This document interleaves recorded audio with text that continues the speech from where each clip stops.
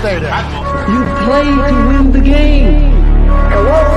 My message for the fans, we're all frustrated with where we are right now.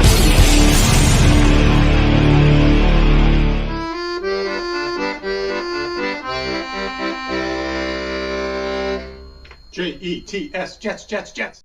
All right, here we are again. This is great. I am excited. Welcome back to the Thursday Thick of It, everybody.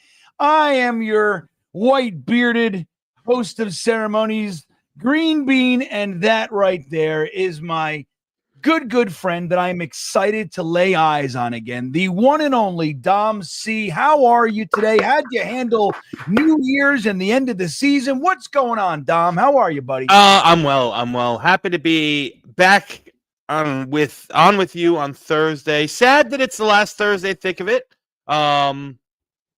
Well, at least for the season, the season recap, I should say. I'm sad that the season's over. However, I'm glad that the season's over, if that makes any sense. I'm sad that the Thursday Thick of It is not going to be so much about this season that we had so much hope for, GreenBean, and I'm glad it's gone. Ooh, that's a nice tackle. Sorry. Holidays were well, man. We were sick through Christmas. Everyone gets their turn in the bucket. And ours came the week of Christmas, and mine was Christmas Day. So I got the real brunt of it, man. Christmas Day, you woke up and you had yourself a cold, huh? I wish it was just cold. We got hit with that neurovirus stomach thing. Yeah. Brutal. Rotten. Well, I'm sorry to hear that. You look and sound pretty good now, Dom. You're looking as handsome and svelte as ever. Thank you very much. Yeah. I'm a married man, though, so stop hitting on me. Yeah, well, that's why I feel safe doing it. If you were single, I'd be more cautious. People say, hey, man, GreenBean was straight up hitting on Dom. That's why I got to be careful. When you're married, I'm like, we're loose. We're good. Yeah. So that all said, welcome back. And like you mentioned, guys, the season is over. And now it sucks that the season is over because I'm going to share with you guys. You might not know this about me, but I like watching Jets football. That's a thing I like to do, and it's over. But I got to be honest, this year, more than even other bad years, I was honestly as exhausted as I'd ever been with the New York Jets season. And just like you so eloquently stated, I'm happy that it's over. Like, we needed to just end the madness, stop this. And look, we ended it on a pretty positive note, if you can do that. We didn't lose any draft position because of a victory, which is rare, and we did that. So that's nice. We got to beat the Miami Dolphins, ensuring, granted, they were officially out by Denver winning, but still, it was nice to kind of drive that nail in their playoff hopes. 25 years without a playoff victory for the Miami Dolphins, and see Aaron Rodgers throw for 4 touchdowns, get the 500th. Him and Devontae Adams, I believed, passed Dan Marino and Mark Clayton for a tandem. I think they're third in NFL history. Aaron Rodgers is fourth in touchdown. So we got to see like a bunch of nice stuff. Garrett Wilson became the only Jets wide receiver to start his career with 3 consecutive 1,000-yard seasons, 100 receptions. We had 200-yard or 1,000-yard receivers on the year, or 200, or whatever the hell it was, with Devontae Adams. And so we got to end it on as much positivity as you could. You know what I mean? Yeah. Instead of limping off the week before Aaron Rodgers was benched, as you know. So it was like, man, can this get any worse? So at least they put a nice little bow on it. We don't know what's going to happen, but at least there was that. Did you feel the same thing? Yeah, quasi sort of. I mean, if I'm being full disclosure, that last game I wasn't, locked in front of the TV. We had a bunch of things going on. Kids had events, so we were in and out, and I was just like, whatever happens, at that point. Listen, I will say this about this season. For all its disappointment and what game you got on? I want to put it on. Penn State, Notre Dame. Okay. Abdul Carter. There's a lot of names and eyes that we need to keep close with here in this game here. Just some names before I get back into what I was saying. The the edge rusher, Abdul Carter from Penn State, the tight end, Right. Tyler Warren, the running back from Penn State. Let's see, Notre Dame's got the safety Xavier Watts. These are all guys that Drew Allar, the quarterback from Penn State, if he decides to change his mind and come out this class, he might be up there an option. There's a lot of guys that are going to hear their name called early and often. So, getting back to what I was saying, there's a lot to watch there. So thank you. I'm going to put it on too. I had in my head that there's no more Thursday night football, so I just wasn't putting it on. But as soon as I saw you go, ooh, nice tackle, I'm like, all right, enough is enough. So, this season, it's funny because as disappointing as it was, and it was disappointing, very much so, if you look back and you read just your stats, because you came up with a bunch of it earlier, 2,000-yard rushers, one receiver with 90 receptions, one with 70, this, that, and the other thing. Brees had, 1,500 combined yards. If you look at the stats, you'd say, that's the best offense we've seen in a while, right? Oh, I mean, Rodgers with all his frustration and everything that came around him, I think they said had the third best season in Jets history, dude. Yeah, and he actually had better statistics than one Patrick Mahomes this year. It's crazy to think, isn't it? It's crazy to think that was a 5-12 team. Now, our defense was just god awful, disappointing this year. And then the headache of everything else that came with it, the Woody stuff, the fire and Sala, the Ulbrich, the Joe Douglas, this, that, and the other thing, man. So I'm happy that it's gone, and there's a pick thrown by Ryder Leonard, who will be in Mobile at the Senior Bowl. Nice, and you'll be able to bend his ear a little bit. I do want to acknowledge we're starting this one off with a couple things, namely Jimmy Jets gifting 5 StreamBeaner memberships. The holiday energy has not left Jimmy Jets just yet. Thank you, buddy, for the support. Let me see who gets those memberships this time around. We got Javid G, Coochie, Swamp Ranger, who will be providing security for Dom C and the crew down there in Mobile. Paris, 1189 Paris, and Pete DeTraglia. You've all been given 1 month free StreamBeaner memberships from the great Jimmy Jets. Thank you, Jimmy Jets, for the support and for sharing the love around this joint. I will also let you know that we are still being sponsored by the one and only BetUS, guys. BetUS still giving you the greatest offer out there, a 150% bonus on your first deposit up to $2,000. All you have to do is use the promo code YouTube150, and that's also going to get you a 125% bonus on your next 2 deposits up to $2,000. That's a whole bunch of free money. NFL, playoffs, exciting times. We also have swimming and golf and politics and darts and everything else. You can do it all on America's favorite sports book, the great BetUS, YouTube 150. Thank you to BetUS for hanging out with us all season. They stuck it out with us. They hung in there, and they said with the Jets' miserable season, they were lockstep with us the whole time, and I'm grateful for that. Mm-hmm. Anyway, Dom, I know it was a really funny thing. Dom jumped into our stream last night very, very quickly. Just a little comment.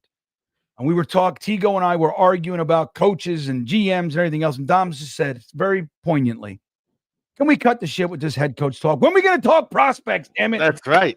Mock draft.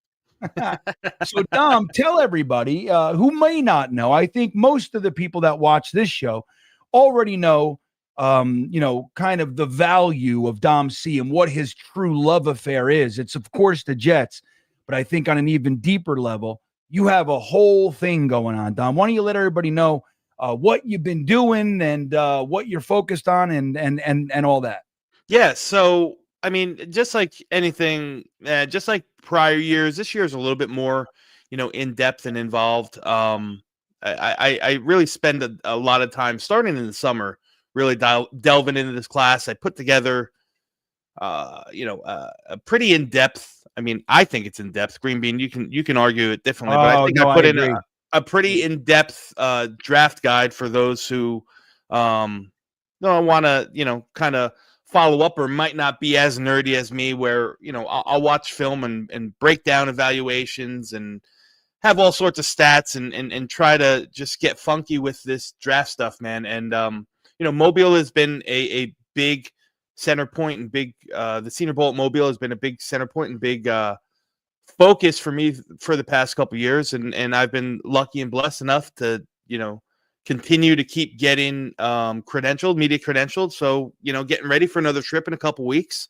Going to be down there. Going to get eyes on arguably 60 to 70 of the best prospects in the probably closer to 100 best prospects that are going to be in the draft come April. So I'll have my eyes on them.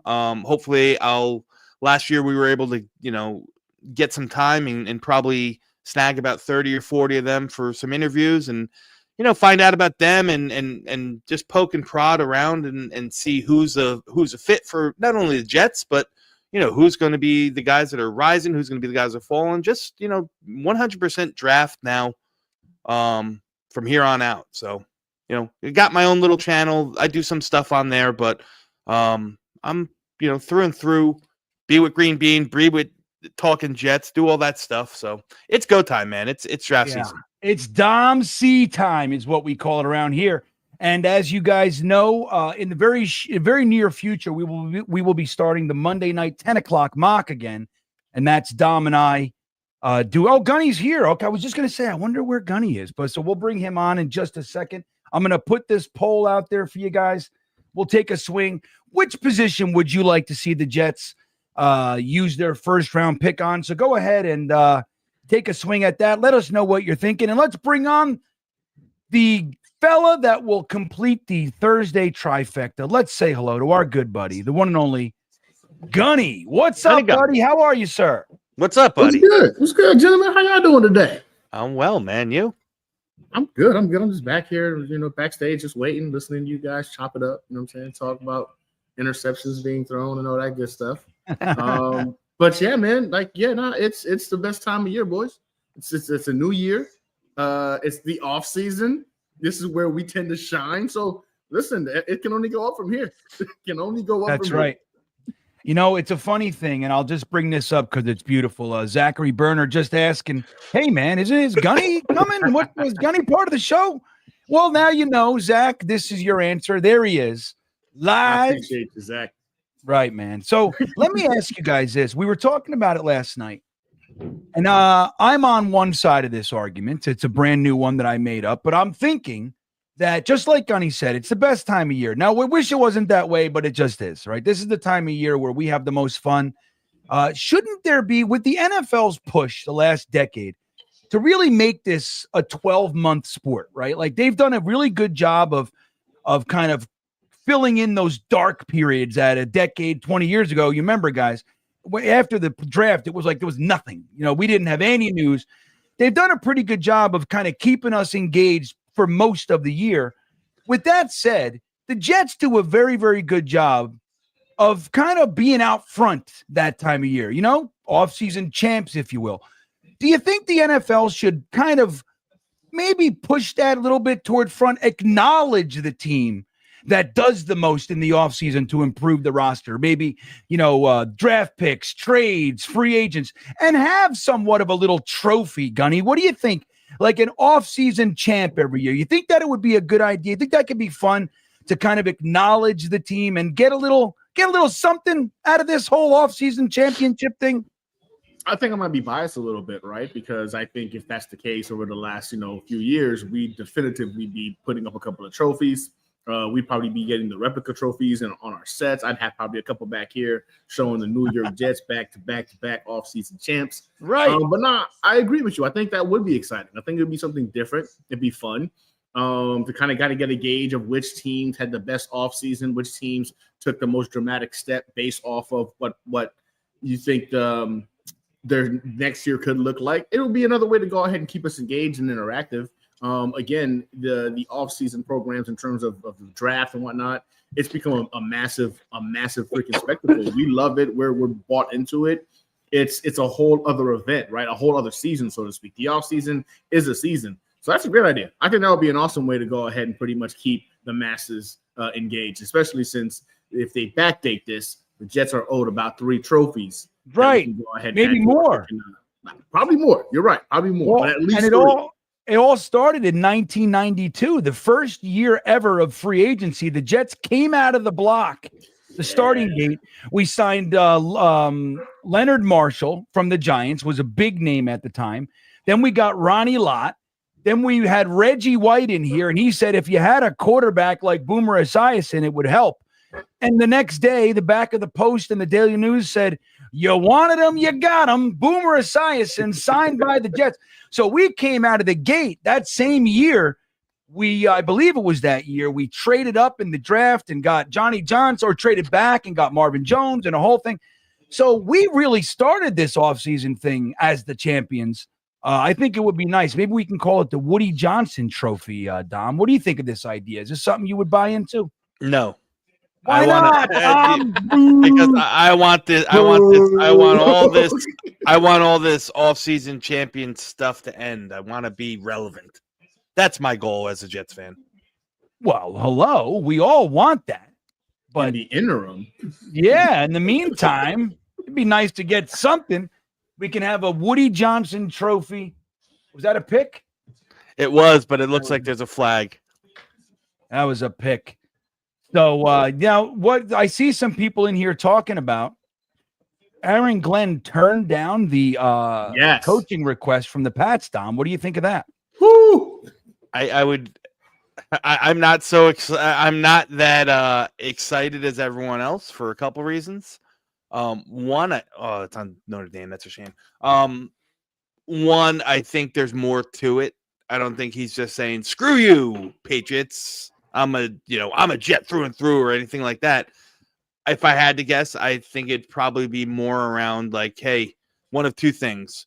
He either knows that job is already Vrabel's or Ben Johnson's, and he doesn't want to kind of cock block them, if you will.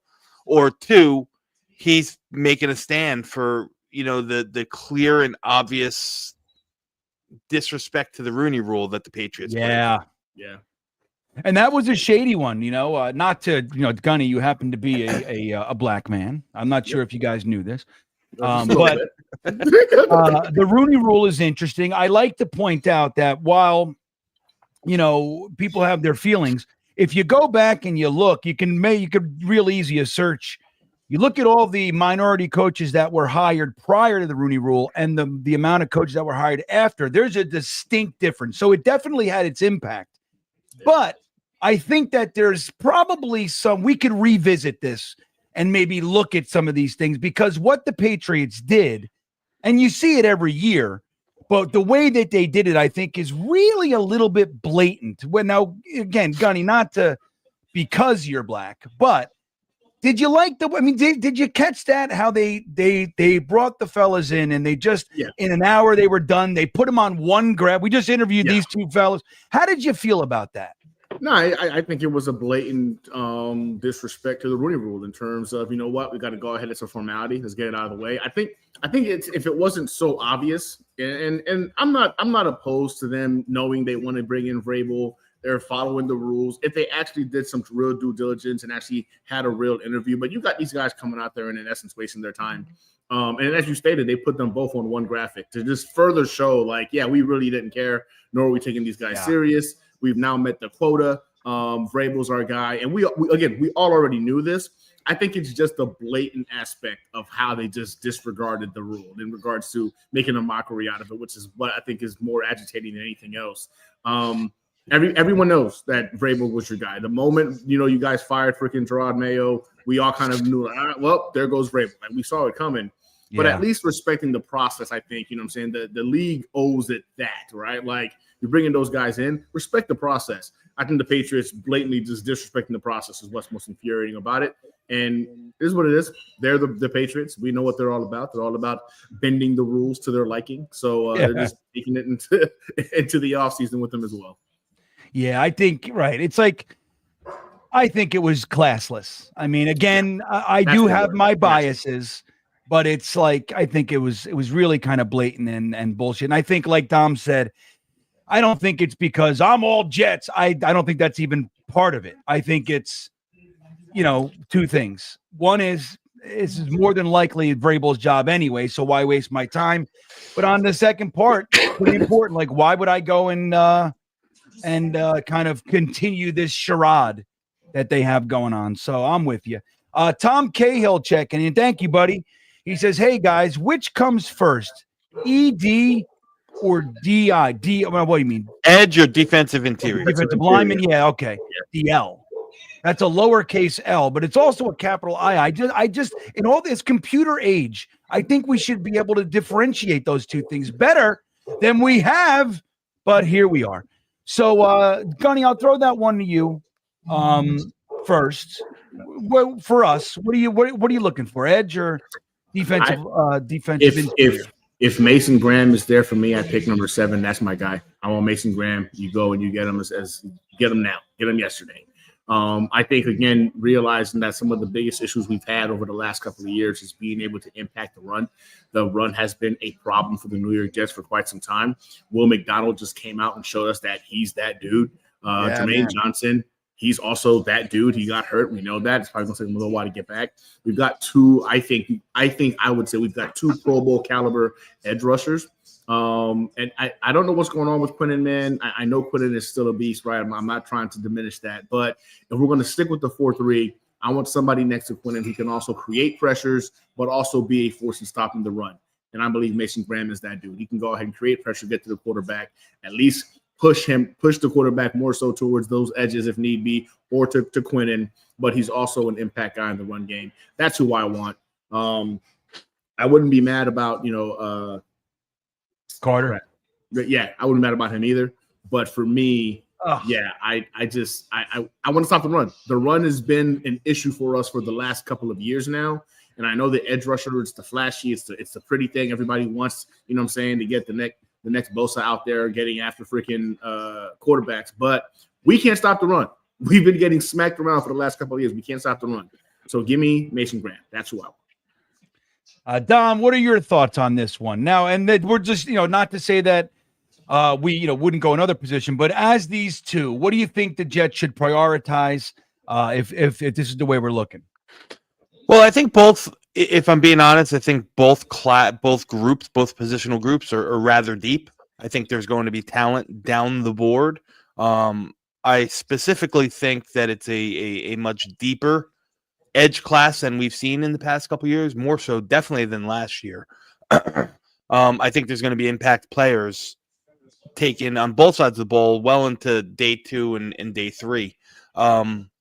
However, I would argue that Abdul Carter may be the best player in this class, and it might not even be close. It might not be very close. You can make an argument, and I'm not going to fight you if you say Travis Hunter's the best player in the class. I'm not going to, fight that too hard.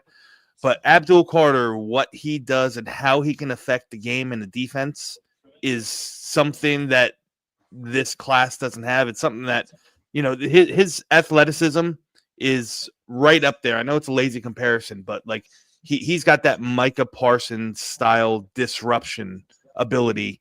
And I think that's going to play very good no matter what your scheme is. You just put him in and around. Again, he's been an off-ball linebacker. This is his first year as a true edge rusher. So he's got the wherewithal where, you can play games with him. You can run those zone dog stunts and drop him off into coverage and not be at a disadvantage. And you're already at most offensive linemen at a disadvantage trying to block him one-on-one.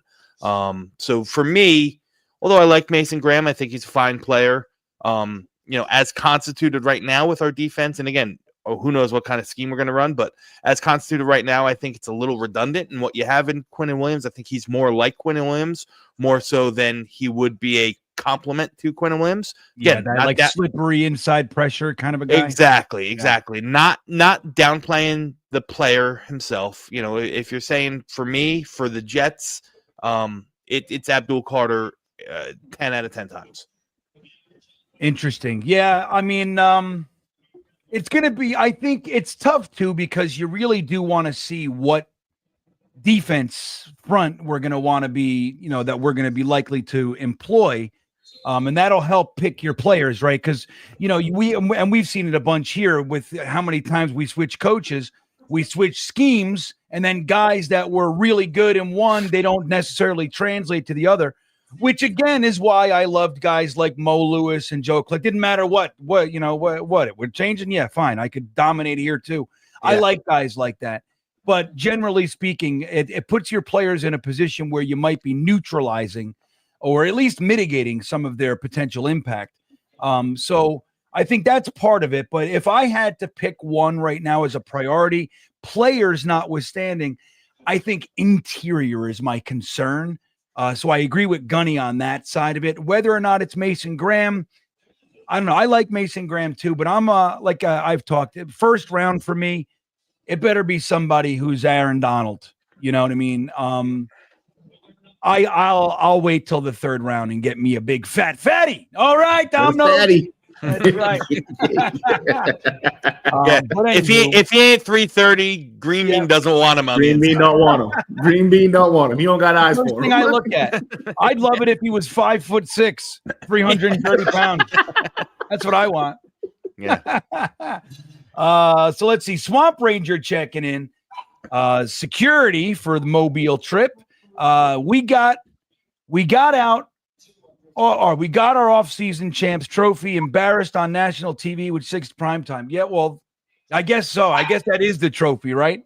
And we didn't do so well holding it up because that was a shit show.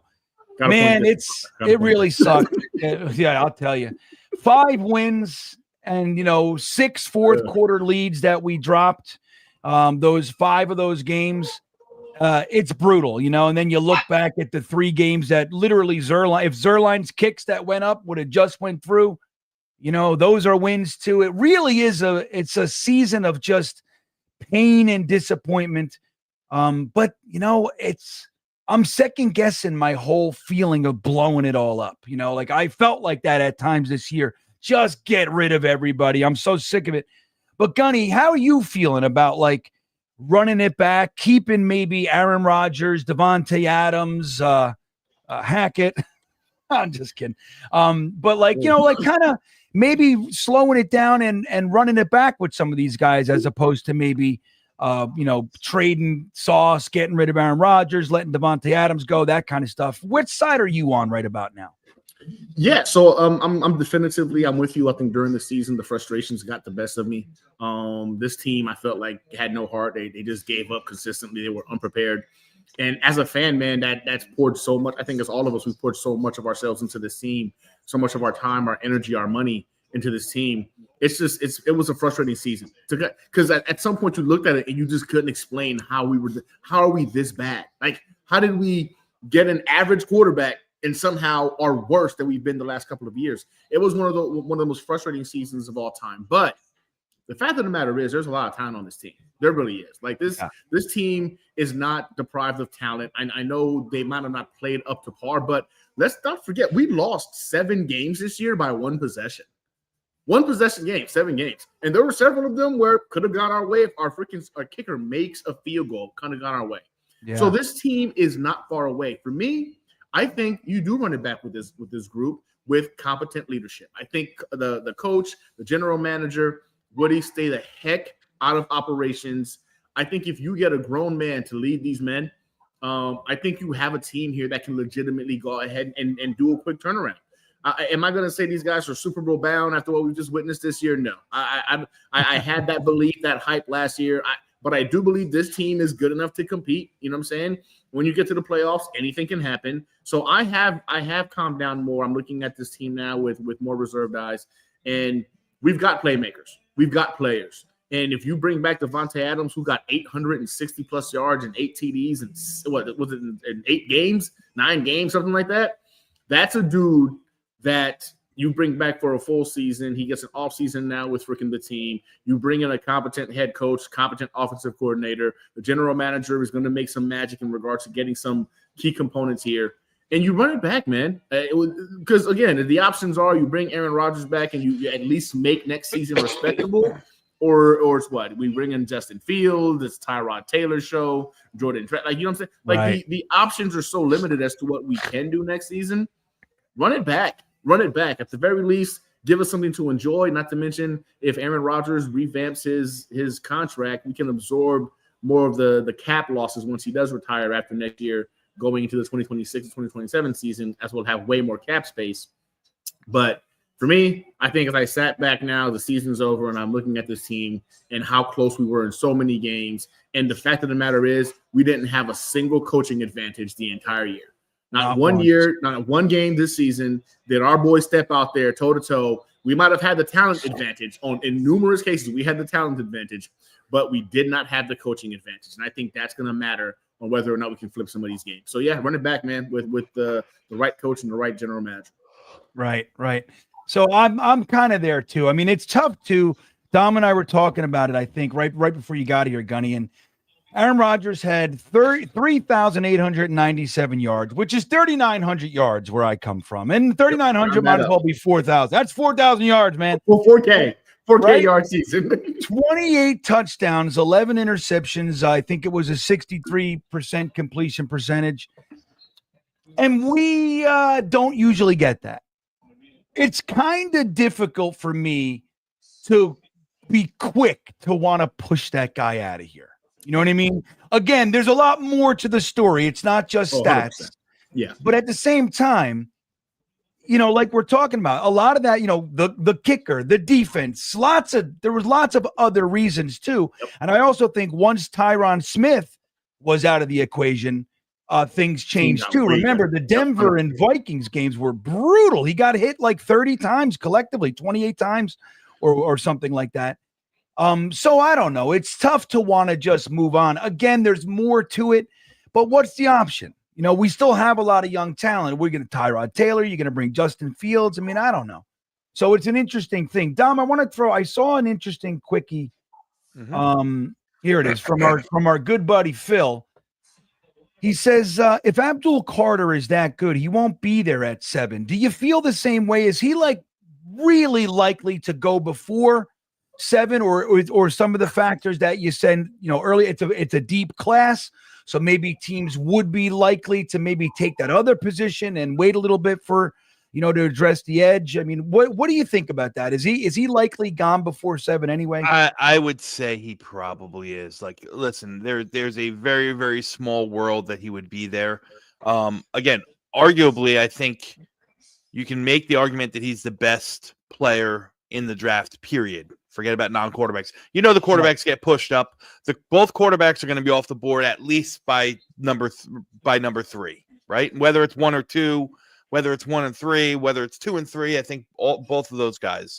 You know, so after that, Travis Hunter and Abdul Carter are probably the next guys in whatever order that hear their name off. I'm not going to say that it's out of the equation that, you know, that he's off the board early.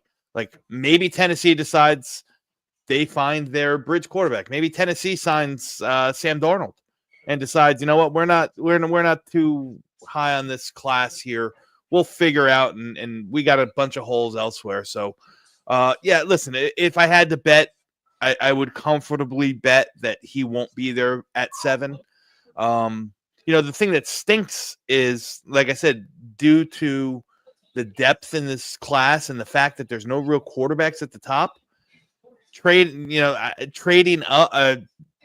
up is probably not. I don't see any teams trading up outside for one of those 2 quarterbacks. So we're going to have to probably just sit and play the waiting game. And if I had to guess, he's not going to be there.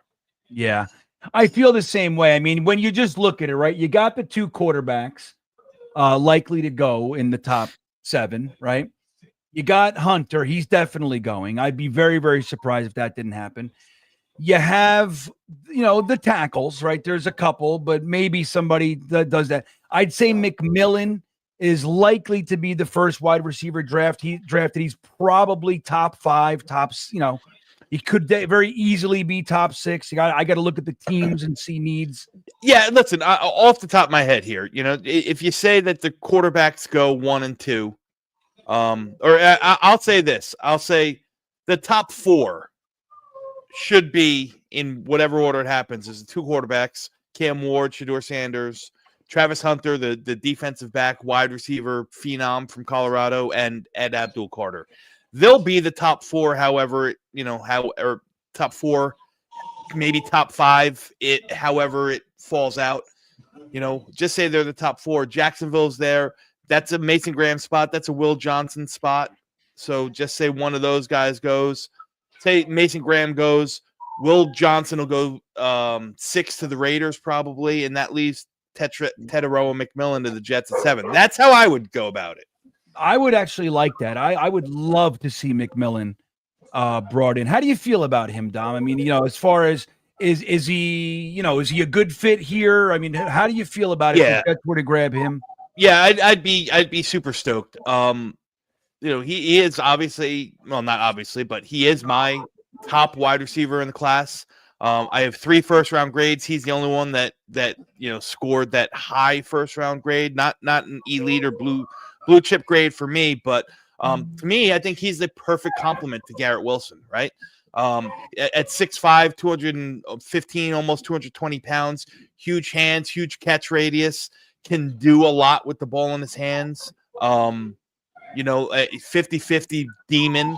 On top of that, he's also ran a lot of plays in Arizona from the slot as that big or that power slot. So he's very versatile in that. You got that smaller, short area quickness kind of stuff that Garrett offers, and then you pair that up with a real true alpha boundary guy in Tet McMillan. I think it's a perfect combination. I think it's a really, really good, a real good combination. Yeah, that's I actually like him too, and I just started. I'm not Dom C, as you guys know.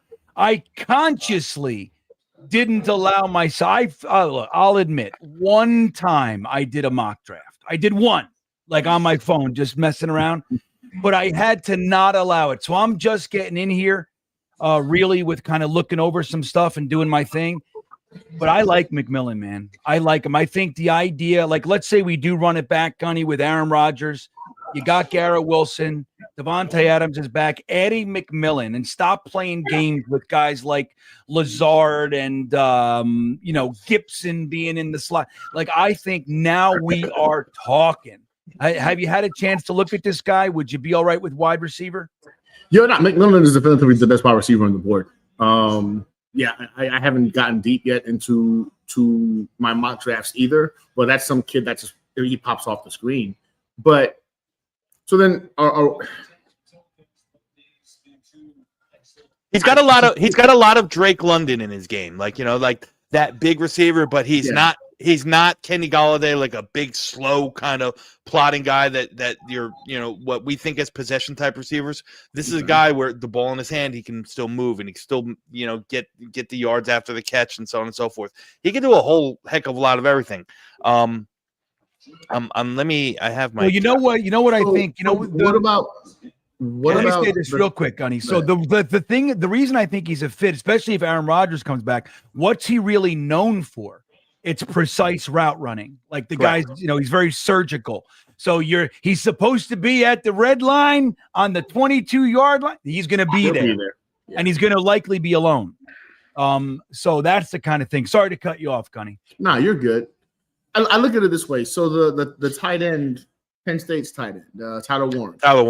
Yeah. I like him a lot. And I think he's going to be a first-round guy too.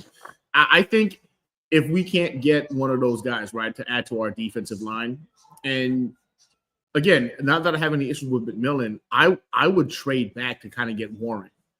That's who I think I'm looking at in the first round right now. If it ain't going to be Carter, if it ain't going to be Mason Graham, my other guy that I really, really love right now is Warren. I think if we have the opportunity to go ahead and trade back to scoop him up, I think that's the move.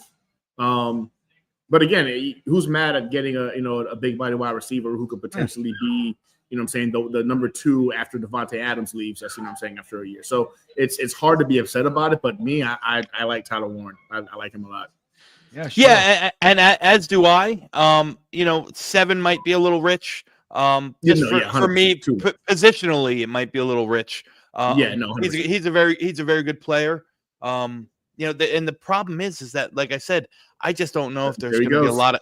I don't know if there's going to be a lot of guys, that are teams that are going to want to trade up. If you see like a Mason Graham start slipping, or a Will Johnson, who I think is an absolutely phenomenal player, the cornerback out of Michigan. If a team gets hungry, I could see them moving up a couple spots, but you're not going to see any of the big trades like when the Jets traded up from 23 to 11 to go get AVT. Right. You're not.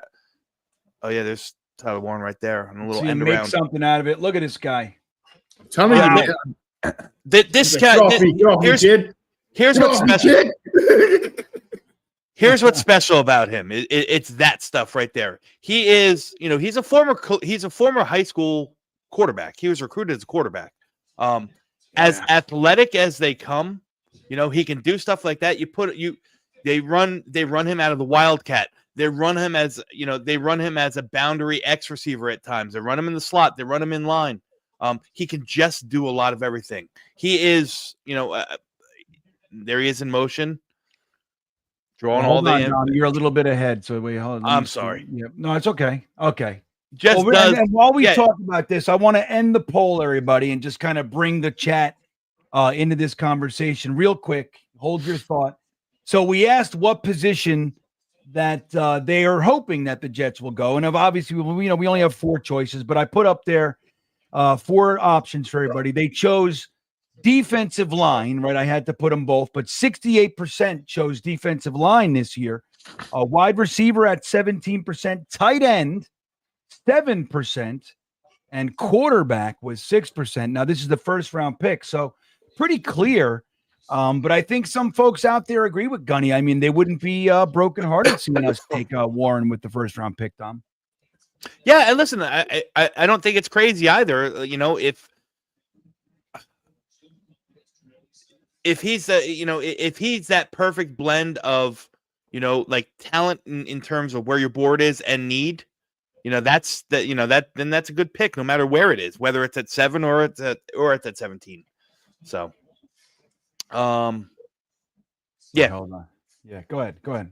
No, that was it. So all right, so I was just commenting. Dark Soldier put a comment up there that GreenBean shouldn't go to any more games like that. Let's start with that. GreenBean not allowed in the building.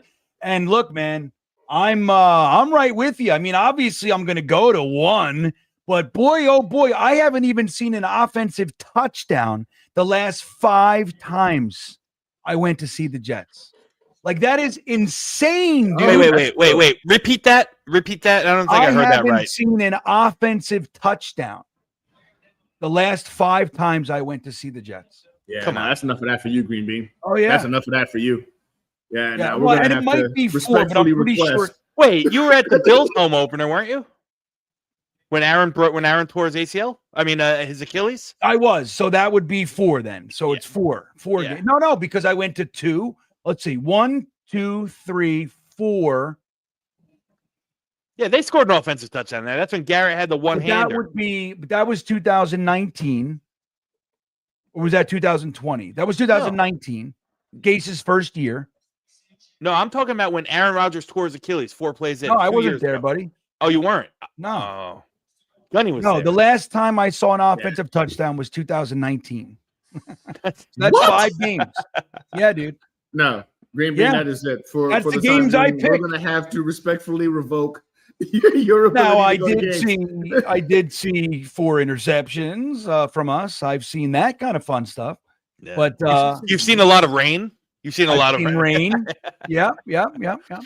So, Soldier, I'm right with you, buddy. You don't have to worry about that. But anyway, yeah. So let's get to Bearded's comment here. Bearded checking in, my buddy. Thank you for the support, Bearded.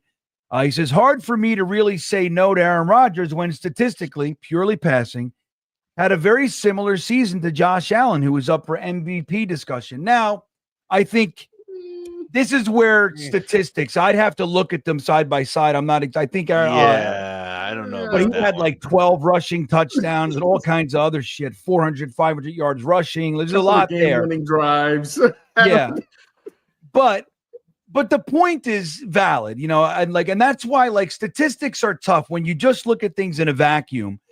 Yeah. It's, it's really easy to make arguments that exclude a lot of important aspects of what's really going on. Like, for example, let's shoot straight. A lot of Aaron Rodgers' yards and even some of the touchdowns were like toward the end of the game. He's dumping it off to Brees at the 40-yard line and he's scampering, for 30 yards. And there's a lot of that kind of stuff that's like, okay, I mean, it's real. It's not to discount it, but we're looking for yards and touchdowns when the games matter. You know what I mean? And there's a lot of that skews, one way or the other, what you're really looking at. So again, though, I'm with you. It's tough for me to be wholeheartedly behind the idea of moving on when you could make the argument, dude, the guy had an Achilles tear the year before. He comes back. This was his first year playing.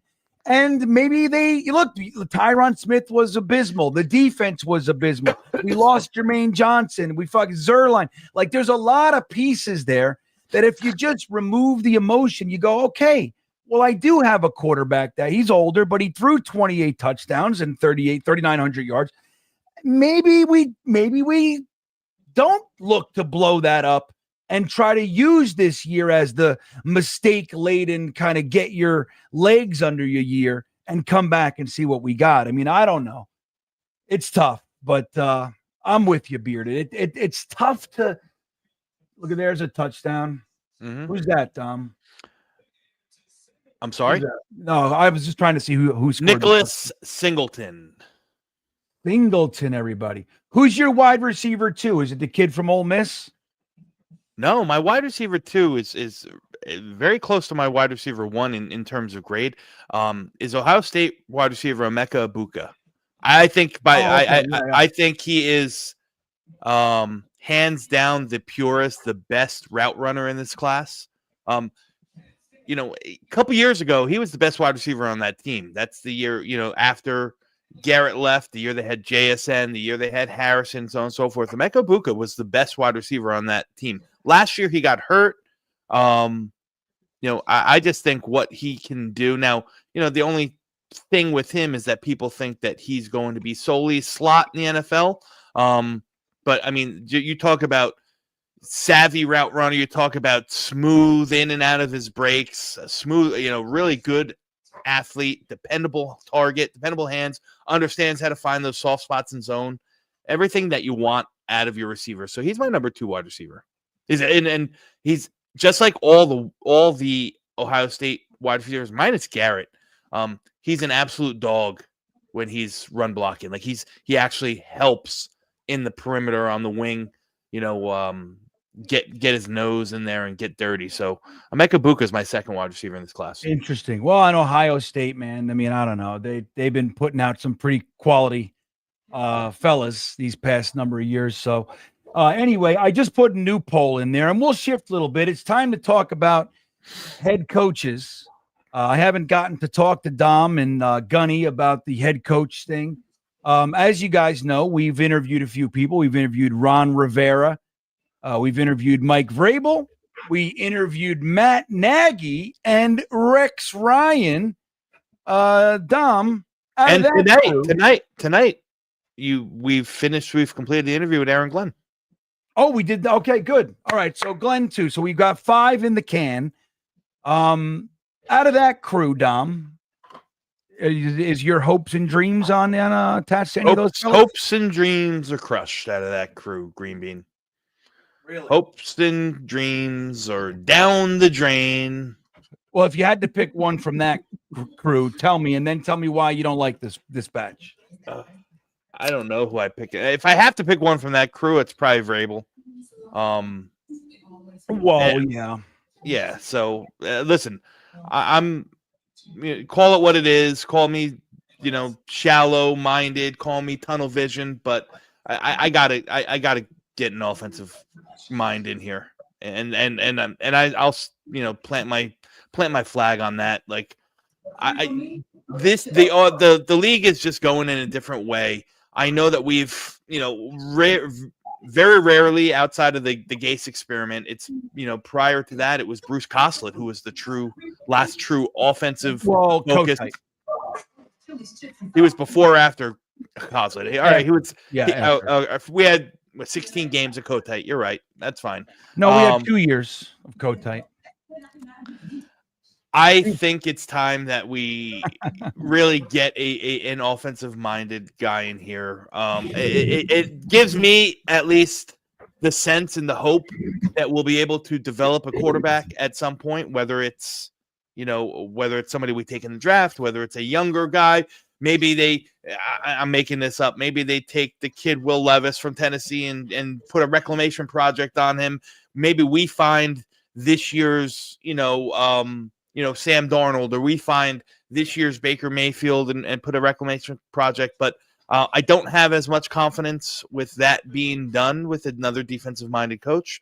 I will say that the coaches that we've interviewed so far, for me personally, very. Actually, I shouldn't say that. They've all been very unimpressed. I guess Matt Nagy would be of interest because he comes from the offensive side of the ball. So I'm on team offensive minded head coach. Yeah, and you bring up Nagy, and I'll do it just because it pisses everybody off. But here's the thing: you're looking at boxes to check. We want to go offense for the reason that Dom just outlined. Matt Nagy's offense. And he's Reed. He's a part of the whole Reed thing. So there's that. We want head coach experience. He's got that. And who wants head coach experience? Well, I'm fine with taking a coordinator.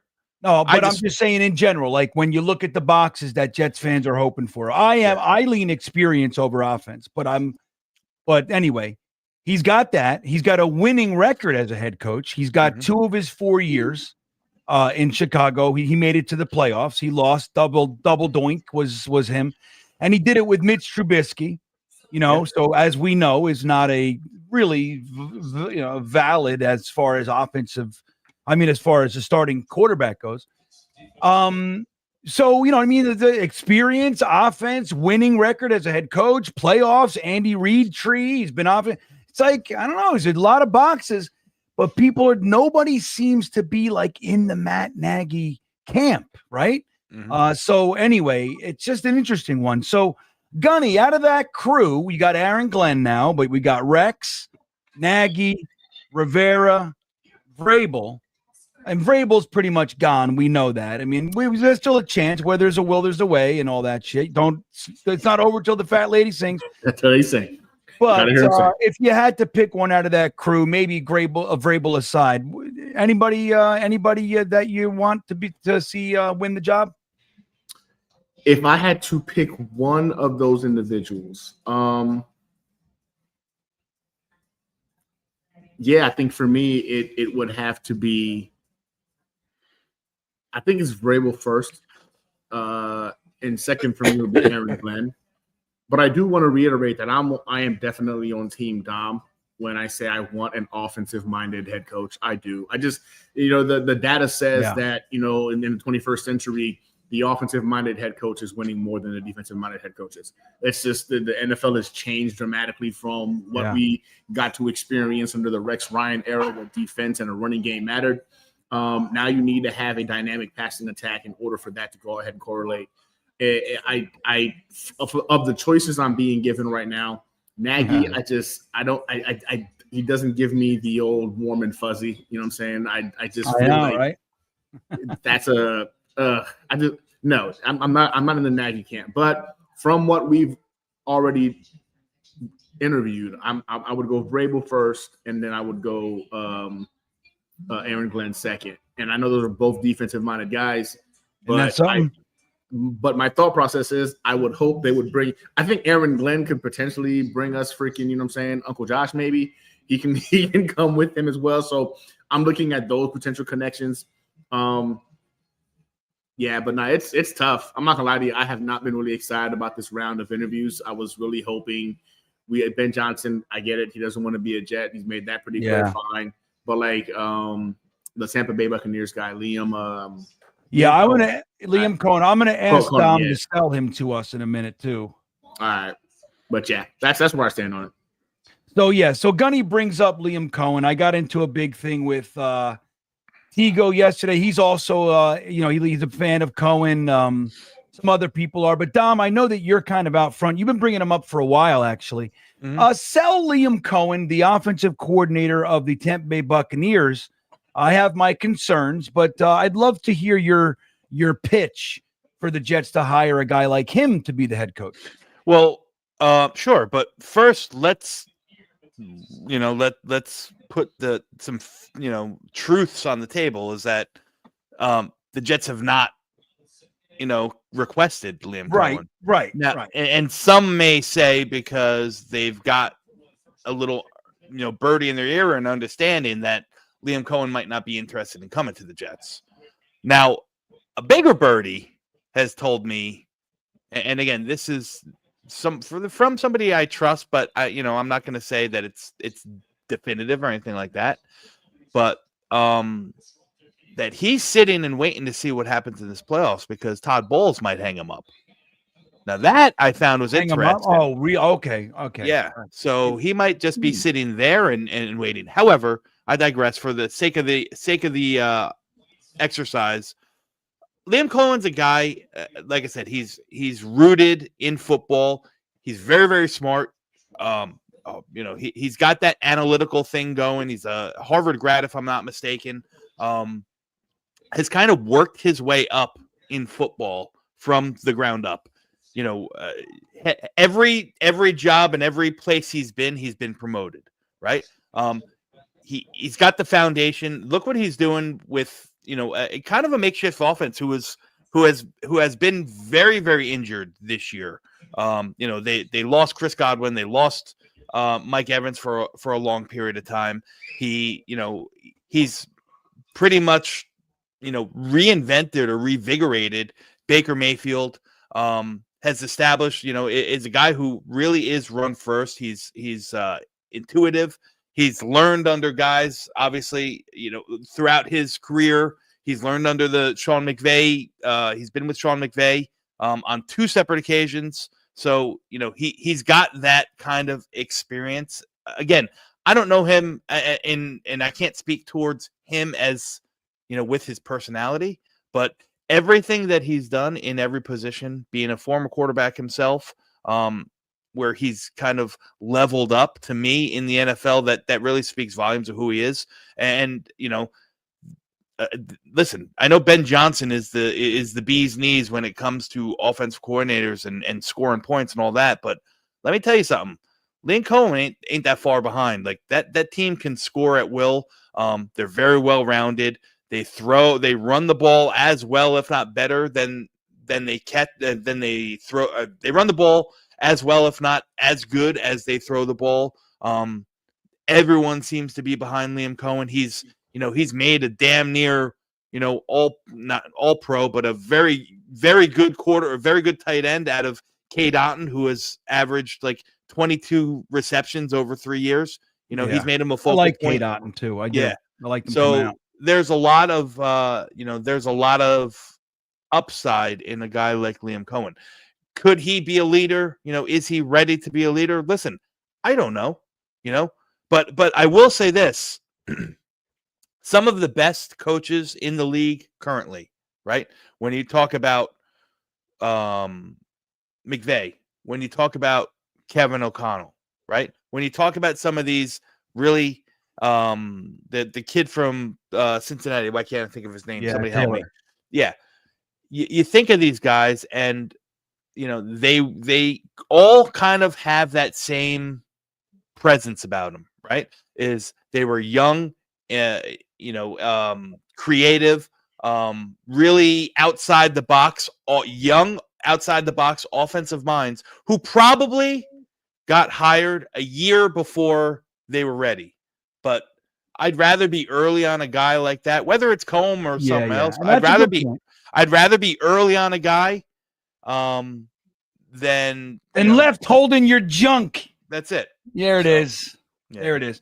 So that's interesting. I mean, he scares me because I also think one of the things that we have to factor in, and what aggravates me about our GMs and all through the years, we don't factor in that we're the Jets, that it's different here, right? Like when you go into the season with Mekhi Becton and what the fuck was his name? The other left tackle. But they were both injured, and Wayne Brown. Brown. We don't feel the urgency that we need to have 3 deep ready to go. This is the Jets, right? So you got to factor in the curse, the media, the fans, the intensity, all. And so it scares me with a guy with just the level of experience that he has. He's never been an offensive coordinator for more than 1 year. So again, that's not necessarily true. It actually is true. He's never done 2 years. He's never had 2 years in a row being an offensive coordinator. Well, he did in college. No. He went to Kentucky, then he went somewhere else, and then I forget what he did. Then he went from the Rams to Kentucky, he went from Kentucky to the Rams, back to Kentucky to Tampa Bay. Right. So that to me, it's like, well, where's the proof that he can build anything sustainable? So again, not throwing stones per se. I'm just saying those are concerns for me. Like when you look at the Jets, in the last 10 years, Dom and Gunny, the Jets have had 7 offensive coordinators in 10 years. That is absurd. And if you add Rex's years, we've had 10 offensive coordinators in 16 years. Like when you just look at that, there's no wonder we can't get any offensive continuity going. Like we're always changing systems. It's not our DNA. Well, exactly. So when you have a guy there is no proof that he can have 3 years of kind of a building and sustaining a system, that just spooks me a little bit. But why? But hang on to that point though, GreenBean. Let me counterpoint that. Why is that? Why are we consistently switching offensive systems? Right. Well, because we've had defensive because we've had defensive minded coaches. Who and the same thing can be look at Brian Daboll and his tenure in New York. Right. He's been here 3 years. He's on his 3rd defensive coordinator, and they're talking same thing, but they're talking about kicking this guy out to the curb. But the offensive coordinator hasn't changed, right? The offensive-minded head coach, the offensive coordinator hasn't changed, and that's the system. Robert Saleh was in here. Not once did we lose, a defensive coach, right? Not once. We've had offensive coordinators through the roof. We've had 3 different wide receiver coaches, 2 different running back coaches, 2 different offensive line coaches. Like, what does that speak to? You know what that supports? You're nailing it. For me, that's why I want a guy who's been a head coach. Yeah. Like Tigo and I were arguing last night that a head coach is really just a glorified position, a coordinator of what. Said not true. When you look at Harbaugh, when you look at McDermott, when you look at some of these guys, there are guys who are head coaches, right? And the other side of the ball, so to speak, isn't an afterthought. Now you're nailing it too with the reason that we've had 7 offensive coordinators in 10 years. We've had defensive coaches. Well, and then Gase came in and he was an offensive coach. He literally called Greg Williams the head coach of the defense. Yeah. What the fuck is that? I never heard of such madness. So it's like, but that's what it is. We get our coach in here and they're not a head coach. They're a position coach. And the other guy, they're just letting the guy do what he wants. And you need a coach with some experience that has managed the entire operation, which is my concern. But anyway, that's just my fears with him. I want to get to Swamp Ranger. I put another poll up there. Again, guys, I'm limited by the number of options I can provide. So if you're like, wow, I want this guy on there. Well, I hear you. I'm just trying to bring the guys in that are kind of on the radar right now. Swamp Ranger says, if we could go coordinator, first-time head coach, if we have to go coordinator, first-time head coach again, it's got to be all gas, no brakes. Get me McCown or Monk. Well, Monken is not on the list. We know that. Monken, along with Cohen, supposedly, and not supposedly, but the fact that they haven't been asked yet. Now, could be twofold, right? It could be because they can't interview this week anyway. So the Jets might be trying to get all the guys that they can interview this week those two aren't eligible because they're playing this week, aren't eligible to interview until next week. Possibly next week. If they keep winning, then possibly not. But that could be a reason, or they might have a notion that they don't want to interview for the Jets job. Yeah, I mean, but we don't know either way. We haven't got confirmation. The people, like, you know, what's going on around here is what we see all the time, is that they assume, and then they make stories, and then we all believe. Like, if you ever backtrack some of these stories that we deal with here, it always, not always, but a lot of times it backs up to somebody close to this person says they think, and that's it. It's like, I don't know, somebody who knows them said, I think it might be this. And now it's the biggest story and everybody hates. So who knows one way or the other. But McCown, I think, is being Gunny. I think McCown's being interviewed more for offensive coordinator. I don't think so. I don't think so. Well, Gunny, and then we'll get to you, Gun. Yeah, Gunny, what do you? So it sounds like you might agree with me. Yeah, he has been whispered to kind of be in this head coaching conversation, but he's never been a coordinator in the NFL. What is your take of McCown as head coach? Yeah, listen, I think that would be a mistake. And it's not because I don't believe in what he's capable of. The guy's been around locker rooms, you know what I'm saying? He's given us some good days as quarterback of the New York Jets.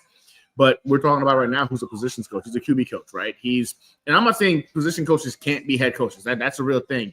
But like GreenBean stated, this is the freaking New York Jets. And Josh has had the experience of being in the New York Jets media and in the lights as the quarterback for him. But now as a coach, man, like, you're expected to be on your P's and Q's. I think there's layers to this thing. You've got to get those experiences.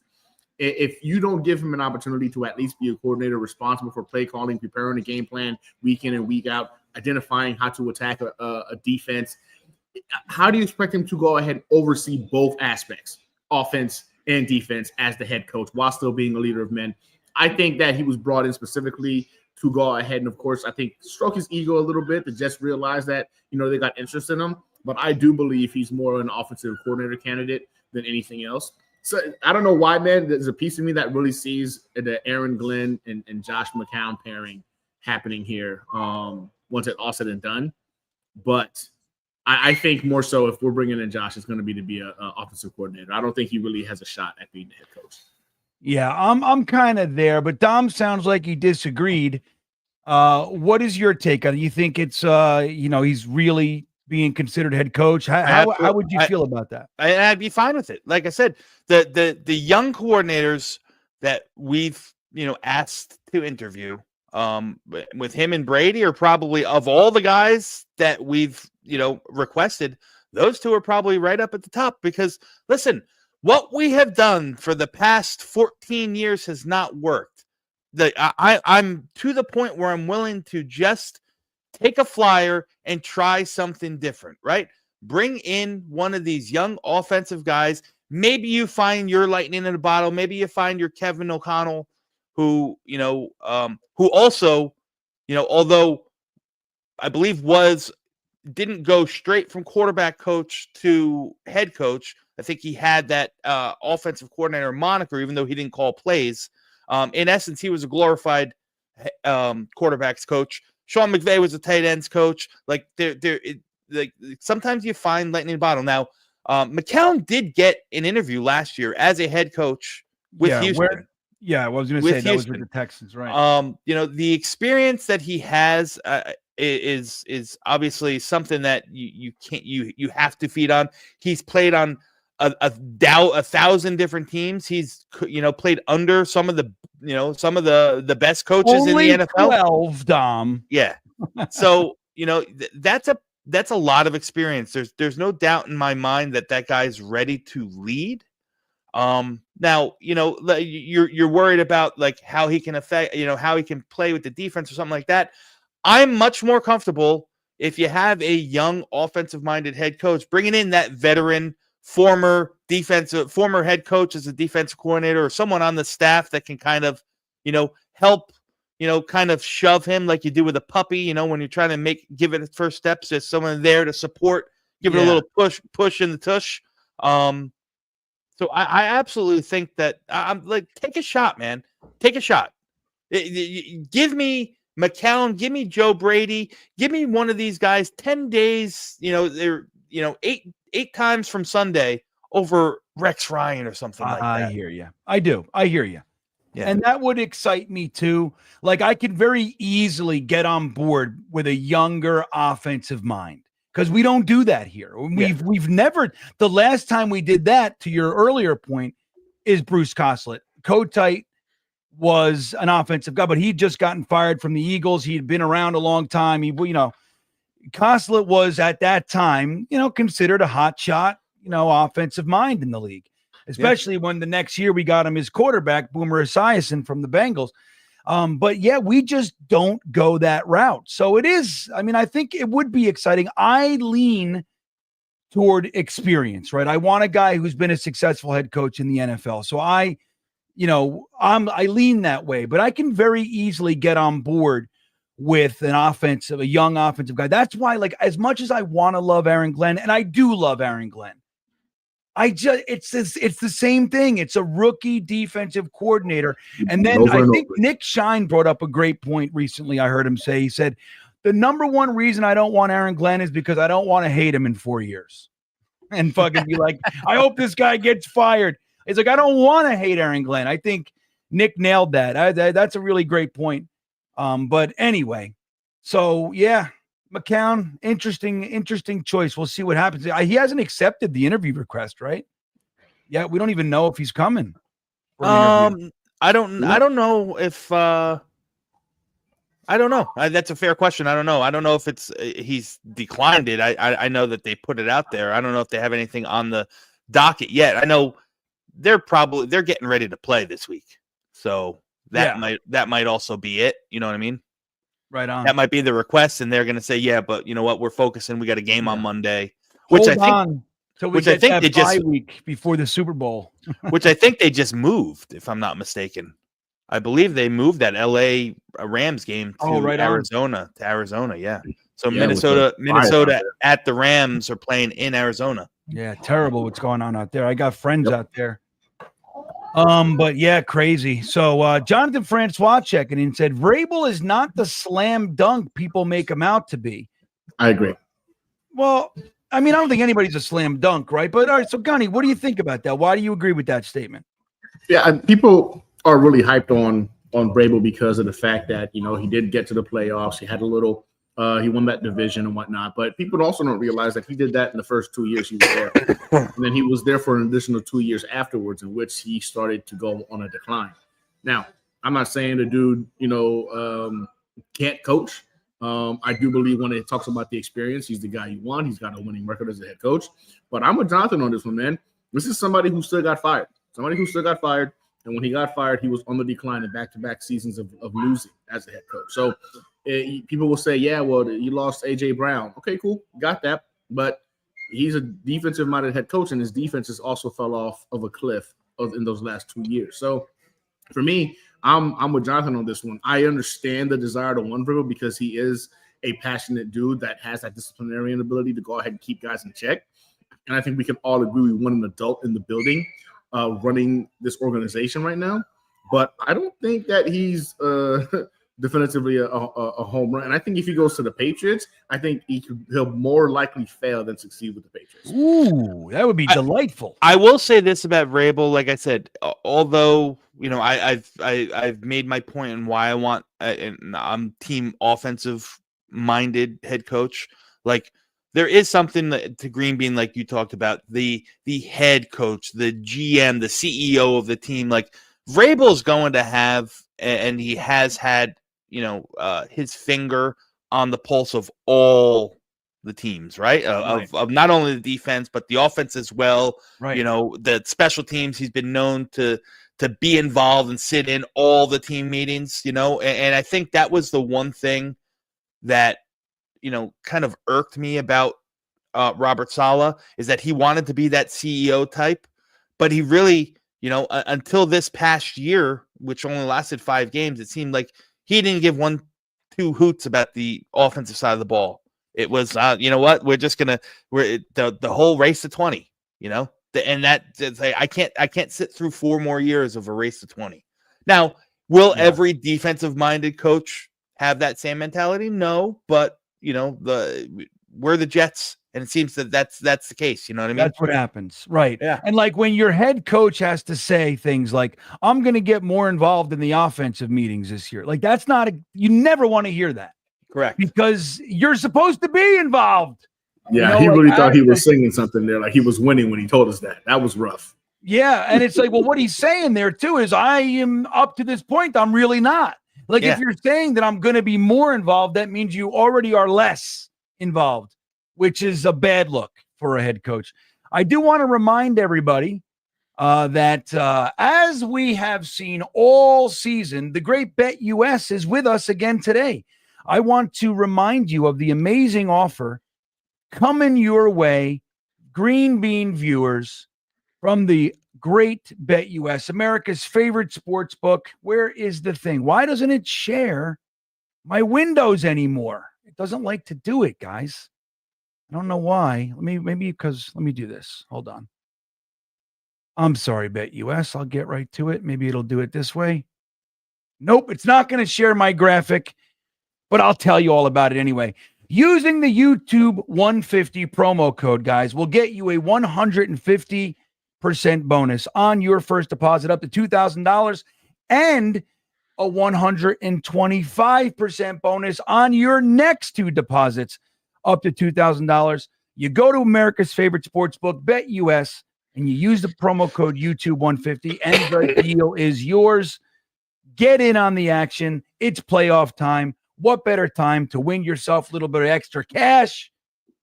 Bet US is the way to do it. Thank you to Bet US for hanging out with us all season long. Amazing. I can't believe these graphics. I don't know. StreamYard gets weird. But let's move on to another comment that we have here. Where did it go? Mr. Forte's checking in. Good to see you, buddy. Happy New Year. He says, when you play in this climate, you have to be a power team, offense and defense. If you can't run and stop the run, you can't win in New Jersey. What do you think of that? I don't necessarily agree. I understand the concept. I understand that. It doesn't, because you have an offensive-minded coach. You look at Liam Cohen. You look at Sean McVay. Those are offensive-minded guys. Now, granted, one plays in the Dome, one plays in Florida. But, I mean, those guys want to run the ball first. They want to establish the line of scrimmage. They want to play power football, which they do. They just do it in a more, ingenious, creative manner than the, Frank Gore up the middle for 3 yards a clip, and then the, hooks comeback route at 3rd and 4. You know what I mean? So I think you could still play power football with an offensive-minded coach, which has a little bit more creativity in some of the schemes and pass sets and route concepts and so on and so forth. Yeah, Gunny, how do you feel about that? I'm somewhere in the middle. I do agree I think in overall concept, but I don't think it's that cut and dry. Where do you stand with it, Gunny? Yeah, I think you need a bit of power football, you know what I'm saying, when you're talking about those cold months, when you can rely on your defense to go ahead and make it difficult for the opposing team to operate through the air. You want to have a strong run game. But I do believe in this NFL, it doesn't matter. We're not playing every game in the winter in New Jersey. That doesn't happen. We don't play every single game from November to December in New Jersey. So not being able to go ahead and have a competent 21st century offense, you're always going to be behind. The power running game with the defense, it's dead. It's just dead. It's not going to allow us to achieve the goal we're trying to achieve. And I believe everybody here wants to win Super Bowl. Yes, you need a running game. I agree. You can't win in this league without having an adequate running game, but you need a creative offensive mind to go ahead and get the ball into wide receivers' hands, tight ends' hands, get some yak yardage. You need that guy, that creative offense to get those points on the board. So for me, I just look at where we're trying to get to, and I want to adjust to that. And I see that if if we keep thinking like the days of Rex Ryan, because that was his thought process, right? The power run game defense. Listen, it didn't work out very well after 2010, right? Like we went on. People keep forgetting that Rex Ryan was the head coach of the New York Jets for 4 years after 2010, and we were right. we were not good. Then he went to Buffalo for 2 years. They were not good. There's a reason to that. His philosophy died out. It fizzled out in terms of what the NFL had become. And he's not one of those guys who's very adaptable. So, yeah, now I agree you need a strong run game. But I think, like Dom said, man, you've got to be able to implement your run game in very creative fashion in order for you to go ahead and really succeed in today's NFL. Yeah, so I'm with you. Look, the Jets, we went that way. We had Breece Hall. We brought in Braylon Allen and Isaiah Davis. We had Rucker. We got Lazard, big, strong, blocking wide receiver. They went and got Tyron Smith and Morgan Moses. It's like we saw a lot of 12 and 13 personnel, and we just couldn't seem to establish that dominant run game like you're talking about. And on the defensive side of the ball, holy shit, was that a problem? We didn't know how to stop the run this year. So I agree. We got to shore those things up. But you know what? I think I would like to see a young hotshot offensive mind, maybe an NFL 2025 NFL style offense, maybe something like that. Yeah. Something that looks like we might be playing the same game as the other teams around the league. Wouldn't that be something, Gunny? Bearded checking back in says, McCown at head coach. How do you feel about Rex or Rivera as assistant head coach to help McCown around the staff with the team? Dom, how do you feel about that? Maybe like Rex as defensive coordinator under McCown, something like that. Yeah, I mean, I could get on board with Rivera in that position. Like I said, I personally don't want anything to do with Rex. Like that ship has sailed. There's a reason why he hasn't drawn up any sort of interest from the league for quite a few years, right? Right. Even though he's been pitching it, he's been saying I'm available. I'll take the job. Coach. Yeah, there's a reason. I think that his scheme, although it worked when he was here defensively, I think there's all good things come to an end. I think it's a little bit outdated. Let's let Rex be Rex. He was great when he was here for the 5-6 years. When went south, it didn't work. And that's part of the past. Let's move into the future. Right. And Ronald Reif is he's on the same tip here. Thank you, Bearded. He's saying, why not Rex to run the team and the defense and someone like McCown or Monken to run the offense? I get that Rex has been out for a minute, but I feel like his discipline is exactly what we need. Well, Gunny, I mean, correct me if I'm wrong. I thought that Rex's teams were kind of undisciplined, especially that last 4 years. I mean, how do you feel about that? And Ronald, I've heard this from a lot of individuals about the discipline that Rex Ryan brings to the. I don't know what people are talking about. Rex, the last 4 years of Rex Ryan led teams, right, when he was fully in charge. Because the first 2 years, let's be honest, Bill Parcells type of energy was still amongst us, right? So let's call it what it is. But when Rex had full leash of this team, the last 4 years, they were very undisciplined. Very undisciplined. Like it was actually frustrating to see how undisciplined this team was. I think when we think of Rex Ryan, because the last time we were relevant was under his lineage and under his leadership, I think we only remember those first 2 years. People completely forget that there were 4 more years after those 2 back-to-back AFC Championship games, and we've kind of romanticized and created an image of who Rex Ryan is to us, because sadly for us, the last time we mattered was with Rex Ryan. So I think that's why he gets a lot more love than he really should be getting in today's NFL. I don't want Rex anywhere near the same. I'm sorry. Love Rex. I do. I like him in the booth right now. Let him where he's at. Love that he's passionate about he's a fan. He's a fan just like us now. And I think he should stay that way. If you wanted to bring in Rivera, I mean, I'm still not too big on that. I saw that earlier, but I'd understand it.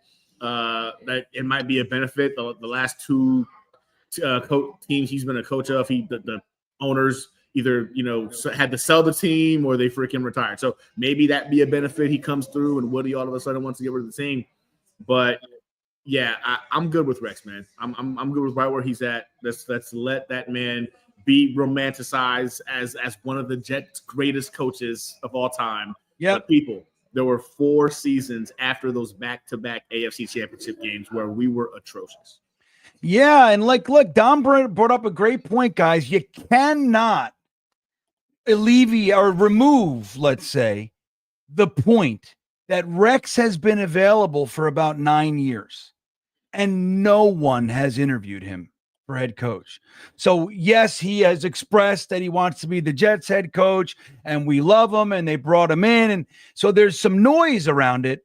But the truth is that he's been available, and no one has even thought about it. That's got to be factored in. And I can't imagine, Dom, and tell me what you think. Let's say you do get a McCown and Rex as a DC, or any of these guys, Liam Cohen, Joe Brady, whoever it is, and they have a down period, some difficulty. Rex is going to be out fucking front making all kinds of noise, comments, sound bites, all kinds of stuff. I don't know if he can be anything but the head coach. It's head coach or nothing. Yeah. I don't know if he can come here and be quiet, just be in his role. Do you agree with me? No, I agree. I agree wholeheartedly. This whole little rat race and that's happening around One Jets Drive now. I could see all this nonsense continuing with Rex being in the ear of Woody and Brick, and something goes wrong and he'd be like, oh, I wouldn't do that this way, and I don't want anything to do with it personally. Yeah, I think it's tough, Ron. Look, we all love Rex. I got a signed ball from Rex right there. I love me, my Rexy, sexy Rexy. And I love the the idea, right? But it's memory lane. But Gunny said it best. Let's not forget there were 4 more years, and he's done some nice things. He got us to 8-8 with a very piss poor team, and I mean, there's some positives there. But overall, it was a big failure. Then he went to Buffalo for 2 years and was fired because it was a flop up there too. Yeah. He made the big trade for what was it? His nickname Shady, right? McCoy. For what was it? Luke Kuechly, I think he traded for McCoy. And it's he made a lot of noise. He filled in his Jets tattoo and made it blue for Buffalo, the Sanchez. I mean, it didn't work. He had 6 more years and he hasn't gotten a whiff of interest. I don't know, guys. Why would why would it work? I just don't know. It scares me, and I love him. A Mitch checking in. Thank you, buddy. He says, gents, one name that I have not heard that meets my criteria is Anthony Lynn. 3 running backs on the team. He could do some good things. Over 500 record with the Chargers. Thoughts? That's an interesting name. I liked Anthony Lynn. Remember his first year with the Chargers. He was he was the toast of the town, so to speak. And he fell off a cliff. Now he's been working. He's been an offensive coordinator. He's been an assistant head coach. Where is he now? Hold on a second. He's with Washington. Yeah. So, Gunny, what are your thoughts? Anthony Lynn, maybe if not head coach, maybe as the offensive coordinator. What do you think about bringing him in? That's a great one, Mitch. I don't know why he hasn't been. I forgot about him too. I'm not gonna lie, but Anthony Lynn was somebody with the Chargers, was doing some incredible things. You're right. He was the talk of the town, the ball of the bell, or the bell of whatever you want to call it, right? He was the bell of the ball. Bell of the ball. He was that dude. I'd be intrigued with Anthony Lynn. He's with the Commanders now. You say, Don? He is. He's the running backs coach with the Commanders. Yeah, I'd love to have him. I'd be down to have him in as a potential head coaching candidate, or at the very least, an offensive coordinator. Well, listen, if this whole Rex thing really comes to light, you can probably expect Anthony Lynn to be on the team of some point. I mean, he was the assistant head coach under Rex for 4 years when he was here, right? In 2012. I think the last 2 or something like that. But yeah, he was. Maybe not right away, He was a running Right. backs coach, and then he was Yep. named assistant head coach. Correct. Yeah. So, yeah, and then I think he followed, Yep, if I'm not mistaken. exactly that. He became that. So he was here from 2019. 2009 to 2012 as the running back coach, and then he was named assistant head coach, running backs coach, the last 2 years, 13 and 14. Now, did he follow Rex to Buffalo as well? He went to Buffalo as the assistant head coach, running backs coach, and then he stayed with the Bills as the interim head coach when they fired Rex, and offensive coordinator, I think that was. Yeah, 2016. So he replaced Rex for a minute. And then he went to the Chargers for 3 years. And then he was the Lions OC for 1 year, the Niners assistant head coach, running backs coach for 2 years. And then last year from 2022 and 23. And then he went to Washington this past year, and he's the running game coordinator and running backs coach. I think he's a very interesting name. I mean, I loved Anthony Lynn. Look, it's been with Breece Hall, Braylon Allen, Isaiah Davis. That's I can't exciting. believe I did not think about him at all. He has not even popped on my radar whatsoever. Yeah, that's probably not a good sign, though. If he hasn't popped into your mind, it's probably not a good sign. Yeah, I mean the OC. He might be a little bit older, maybe not, but I don't know, man. That's an interesting name. I think part of the staff, I'm intrigued, Mitch. I'm intrigued. That is an interesting name that no one is talking about. Ronald Reif checking back in here, fellas. He says, but who else can stand up to Johnson except Rex? Who has the experience dealing with him? I think it's actually the opposite. Yeah. We need somebody who walks in the interview and just makes their boundaries stated clearly right there. And you're talking about, it's really going to be more the GM's responsibility to deal with that shit. But you need a GM that's just like in the interviews, like, look, I need assurances that I run the team. I cannot be dictated to. Of course, an owner's going to be as they own the team. But as far as the operations, the choices being made, which players I'm extending, which players I'm signing free agent or drafting or what have you, or if I want to get rid of somebody, I need to know I can do all that. Mm-hmm. I'm not going to be fucking steamrolled. That's where that needs to take place. The head coach just needs to have a very strong working relationship with the general manager. They got to be on the same page. Like when, remember Mike McCagnon, we learned afterward that Mike McCagnon wouldn't let the scouts talk to the coaches in the draft season because he didn't want, the rumor stated, he didn't want coaches to impact the process of his scouts, which is crazy to me. Now, Dom, you're a scout.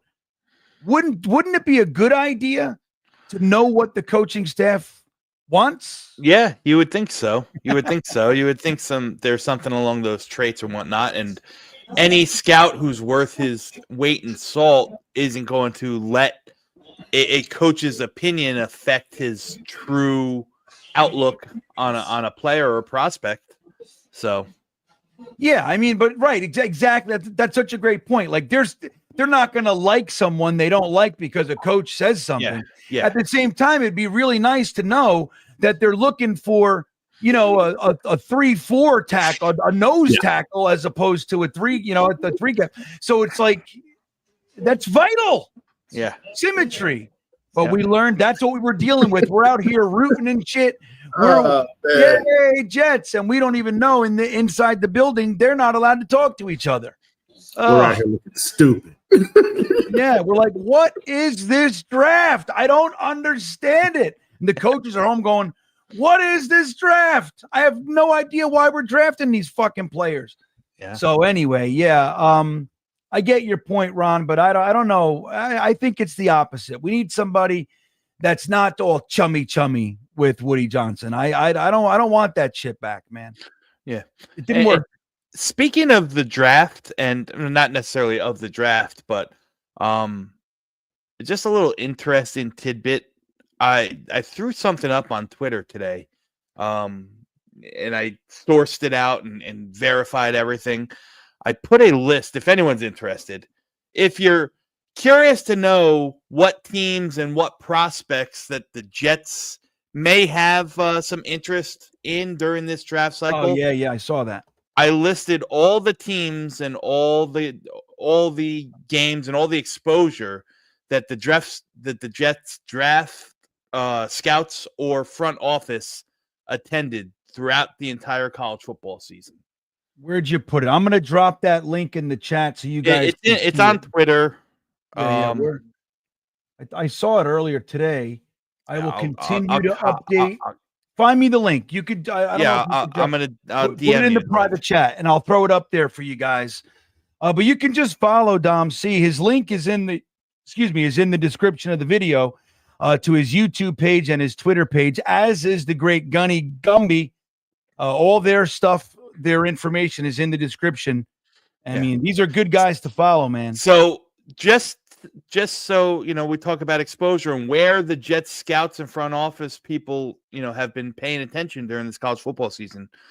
They were at Arizona they watched Arizona 4 times. They watched Colorado 4 times. They watched Michigan 3, Penn State 3, the University of Texas 3, a slew of teams 2 times, and a bunch more teams once. But I touched on every single team in every single conference that had a registered Jets scout or front office representative there.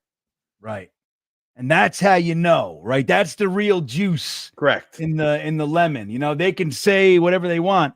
Where have they been?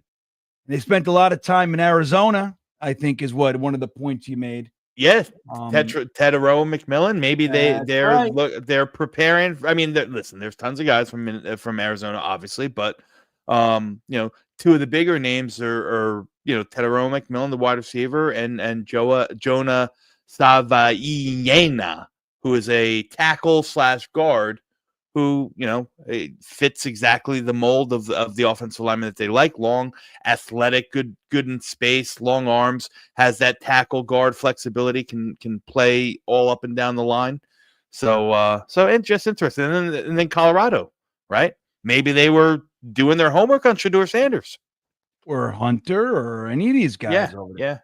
Yeah. So Mr. Forte checking back in. He said this is connected to his previous super chat. I would look to successful cold weather teams for coaches is what I'm getting at. Washington, Kansas City, Bills, Baltimore, etc. Lions play at least 8 games inside. The Vikes do too. Yeah. So I mean, and that's a good point. Like, so it's like when you remember the draft with Darnold and Baker and Josh Allen. When Buffalo went and grabbed Josh Allen, even though he was considered, his accuracy was a big problem, he was a very big question mark. One of the strengths was like, if there's a team, like if there's a quarterback that makes sense for the Bills playing outside in Buffalo, like Josh Allen, it was a good pick, like his big, strong arm and all that. So it makes sense. Like if you're looking to teams that can succeed out there in the cold, that's at least they got that in their back pocket. Do you think that's a strength, Gunny? Like, would you look to teams like, Baltimore, Washington, Kansas City, the Bills, et cetera, for your guys because of that ability to kind of manage November and December? Yeah, no, it makes perfect sense. Mr. Forte makes perfect sense. You're talking about a strategic advantage, right? Coaches who had to go ahead and prepare and game plan for these games in the cold, in the snow. We see how it impacts. Look at the Miami Dolphins, a team that's a high-powered offense. When they're in warm weather, they're in nice, comfortable every year. But it drops below freaking 50 degrees, and they're a complete shell of themselves.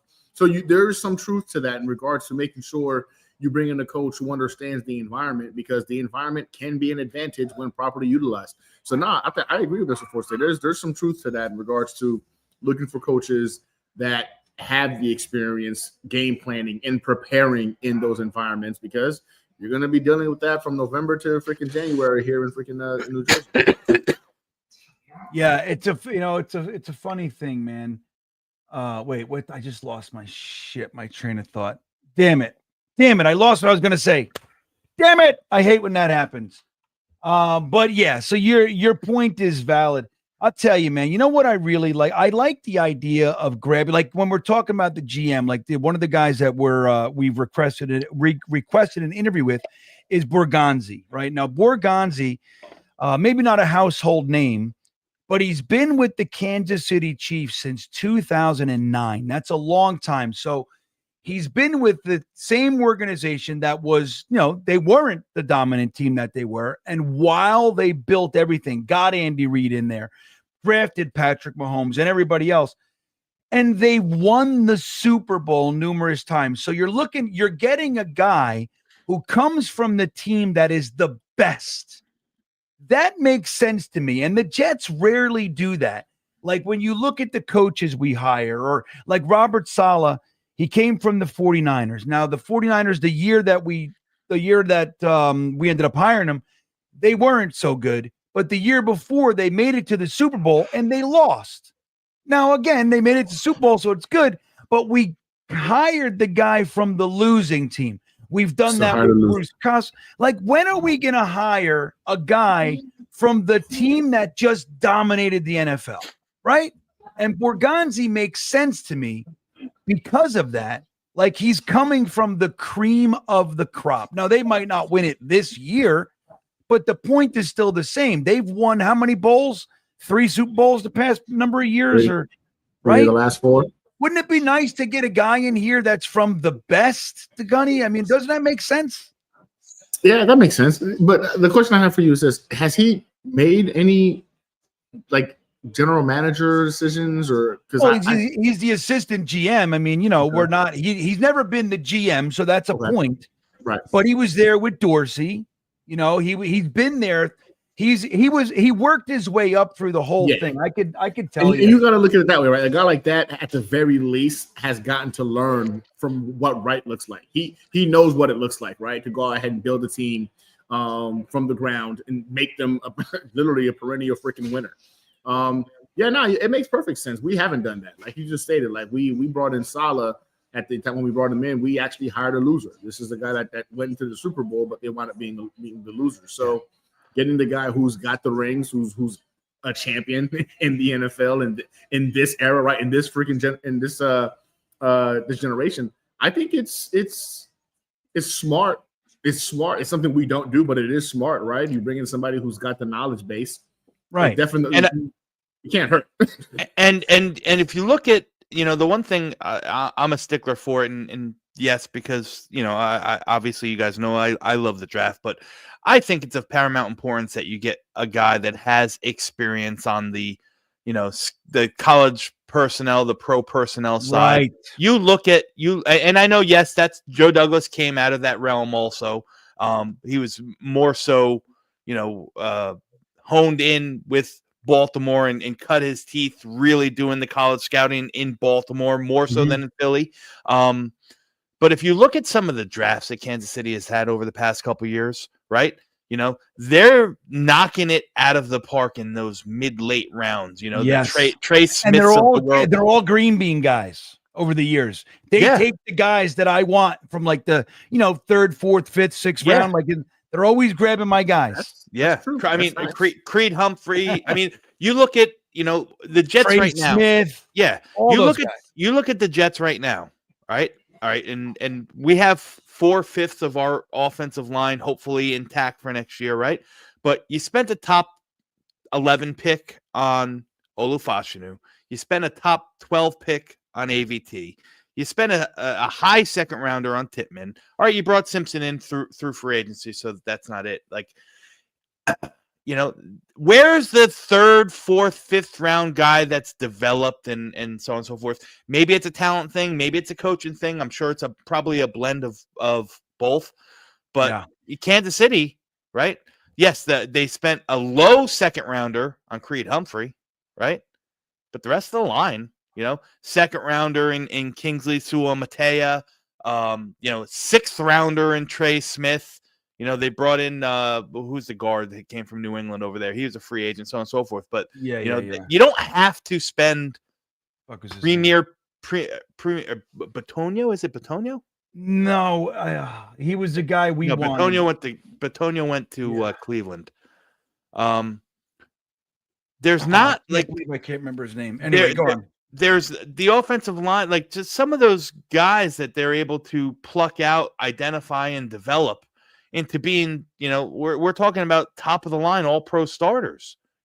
Even the kid who's a linebacker that you absolutely loved a couple years ago. Yeah, I know. I'm like fried out. I can't remember, but yeah, I love him. Who's the guy? God damn, I'm gonna find.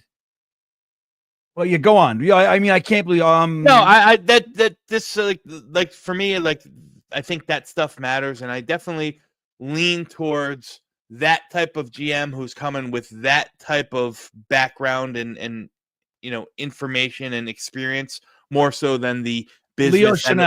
Leo Chanel, yeah. More so than the business and analytical mind. Even like, we talk about the Chiefs again, the middle linebacker who they drafted a couple years ago. Bolton. Nick Bolton out of the third, fourth round. All the guys studs. We like. Yeah, studs. Karlaftis in the first. Like, it's funny because when you look at the Chiefs and the Ravens, every year they grab, just like you're talking about, 4th, 5th, 6th round guys. Those are the teams that grab the guys I want. Steelers. And those are teams like you could argue they do it right. Like they win. And it's like, I'm not using it as a platform to say like I'm great, but it's like one of those things where sometimes it just makes sense, right? Like there are guys that you look at, this is a good 5th round pick. And we take these weird flyers but like you said, I think a part of it is also our offensive staff since for the longest time, but let's talk about this regime. They have developed no one. You can argue Tippmann. Tippmann had the high snap thing and they fixed that. So there's that. But when you look at guys like Max Mitchell, Carter Warren, or any of the, the interior guys that we like later, Jeremy Ruckert. But who the fuck are we developing? Like, we don't know if Carter Warren sucks. Mekhi Becton and Chuma Edoga leave the Jets, and somebody goes, okay, well, we want to use them at guard. They're both having fine careers. We couldn't wait to get rid of them here. Is it the player, the talent, or is it the fact that we don't have the ability to develop anybody here? And that's a big problem too. So it is twofold. But we got to be able to do that. And when you look at where he's coming from, that team has done it. Now, I want to just talk to you to your point, Dom. His lineage goes like this, Mike Borgonzi. In 2009, he was the administrator of college scouting. 2010, he's the manager of football operations. 2011 and 12, he's a pro scout. 2013 and 14, he's the assistant director of pro scouting. Then in 15 to 17, he's the director of player personnel. 2018-19, he's the director of football operations. And 2021 to now, he's the assistant general manager. So he goes through, he's a scout, right? Then he's looking at the pro personnel, which has been really a sore spot in the Joe Douglas regime. Our free agency has been awful. It's been awful. Right, awful is a good word. Yeah. Simpson, I think, was a great get and a great find. DJ Reed worked out well. Outside of that, like, there's no one here that you can write home with in the pro personnel side that Joe Douglas has had a hit. I mean, Gerard Davis, 7 years or $7 million a year. Dalvin Cook, $7.5 million a year. Like, I mean, the list goes on and on for the misses. You know, for every Laken Tomlinson, Nate Hairston, fucking Quincy Wilson. I mean, it just goes on and on and on and on. Yeah. I want to get to this though, Don. We got a big dick super chat from our buddy Ron. Hey, all right. Nice and pink. So thank you, Ron. But he wants to drive this point home. So here he goes. He says, in my experience, passion matters. 28 years, Air Force Special Operations. Excuse me. You guys think Rex is done because of his last 4 years? I say he's learned from that. The best leaders I've ever had experienced failure. Excuse me. Then came back and destroyed the opposition. Now, look, I'm going to say this. I agree with that 100%. It's one of the arguments I make, Ron, for Flores. Like a guy who's made mistakes elsewhere. Like when you hire a rookie head coach, you got to understand that they're learning. They've never done this before. They've never been the guy making the final decision. That's That's not easy. And things like clock management and all that shit comes into play. And we see it with a rookie head coach. You got to understand and factor in that they're going to be learning that on the job. You're going to watch mistakes. With a guy that's had the experience before, even if it's failure, the hope is that they're humble enough and they learn that stuff. Now, Flores has come back and said, like, look, I would have done the Tua thing. I would have handled it differently. He said that, so that's somebody showing you that they learn from their mistakes. So your point is really one of the reasons that I want an experienced head coach, because they've made mistakes for some other team. And now you get a guy who has that experience, right? The point with Rex, though, again, like we've talked about, what gives you that impression that he's learned from any mistakes? Like he hasn't gotten another chance. No, but not even as a defensive line coach, which is his expertise. Like that's where, his positionally, that's what he's good at. Nobody's even wanted him for that, Ron. So that's a flag. That's all I'm saying. Now we could be wrong. I'm not saying that I think Rex is garbage. I think he could coach an NFL defense right now. I'm not worried about that. But to run the team, there's nothing. I mean, even his comments now with just saying things like Aaron Rodgers is going, like he's boisterous and all that kind of shit. You'd be welcoming back a whole bunch of like headline drama, right? Which, quite frankly, I'm a little tired of, Gunny. Like I want to be a football team. I'm tired of. That's the thing with Aaron Rodgers. It's like every week there's a new headline. Rex Ryan was the same thing. Getting to his point about the experience, do you see Rex? Like, is there anything that you can think of that gives you the impression that he has learned from his mistakes, or that he would come in here with a more like a humble approach? Maybe not even humble, but just somebody who's learned from their past mistakes. Well, first I want to go ahead and say, Ron, man, appreciate your service, brother. 14 years Marine Corps myself, so I appreciate your service. And I completely get what you're saying when you talk about passion. And I don't think anybody here is going to ever say that Rex Ryan wasn't passionate or isn't passionate about his opportunity to be a head coach or about football in general. But I think when you put that the best leaders I've ever had experienced further than came back and destroyed the opposition, you forgot to add one key component there. The majority of those passionate leaders went back to that particular scenario. They went through schooling for it. Some of them went to leadership courses and whatnot to better identify what they could have done better. And a lot of times they take advice from their peers as well to go ahead and find ways to get better. Now, after he left, got fired as a Jets head coach, he went to Buffalo and continue on with the same. The X's and O's was just. I just don't believe that Rex Ryan had the X's and O's figured out. I just don't. I think that when he came across a coach that just knew football better than he did, he collapsed, and we didn't see him get better in Buffalo. When has he had a chance since then to go ahead and learn from those mistakes? We want to go ahead and bring him in while he's learning on our dime is really what we'd be asking right now in terms of bringing back a Rex Ryan, because he didn't learn it towards the last 4 years of his time with the Jets. He didn't learn it in those 2 years he had with freaking Buffalo, and nobody's given him a shot since. So when has he had a chance to kind of go back, take the leadership course, so to speak, in order to go ahead and course correct? Again, I get what you're saying, man. When you're putting it in the military, like viewpoints, I see what you're seeing in terms of the passion aspect. But again, we both know that those leaders that have failed have gone through those leadership courses, have been course corrected by fellow commissioned officers or NCOs of how to get better. And because they're passionate, they've taken that advice and gotten better. When has Rex had a chance to do that? Because nobody else has given him that chance. I don't want it to be on our dime that we need to figure out whether or not he's learned from his past failures. Yeah. You know what I just heard there? I heard that Gunny doesn't respect the Air Force, guys. Yeah, that's what I know. He snuck that in there. Marines, Marines. We always identify ourselves. Like we always identify like which branch we serve. I'm busting your chops, man. I'm busting your chops. No disrespect to you, Ronald. That was a joke, man. Yeah, and it's funny because Ron threw in another comment too. He said, "So fine, Rex is GM," talking about Woody and all that shit. I'll say this: he loves himself some Rex Ryan. And then he comes back and says, "You guys are wrong on Rex." So, look, I want to make it very clear. I love Rex Ryan. Like I really do. I love listening to him. I think he is passionate, and I obviously the last real fun we had in this damn organization was with Rex. I mean, we had a nice year with Todd Bowles in 2015. That was a lot of fun. But Rex, by the way, stuck the dagger in that one. Bastard. Ended us. We were 10-6 and missed the playoffs. Thanks to Rex. But look, it's a funny thing because a lot of times it's tough to get out of the black and white mindset. Like you are or you aren't. If you don't like this, then that means you can't like that. That's not really the case.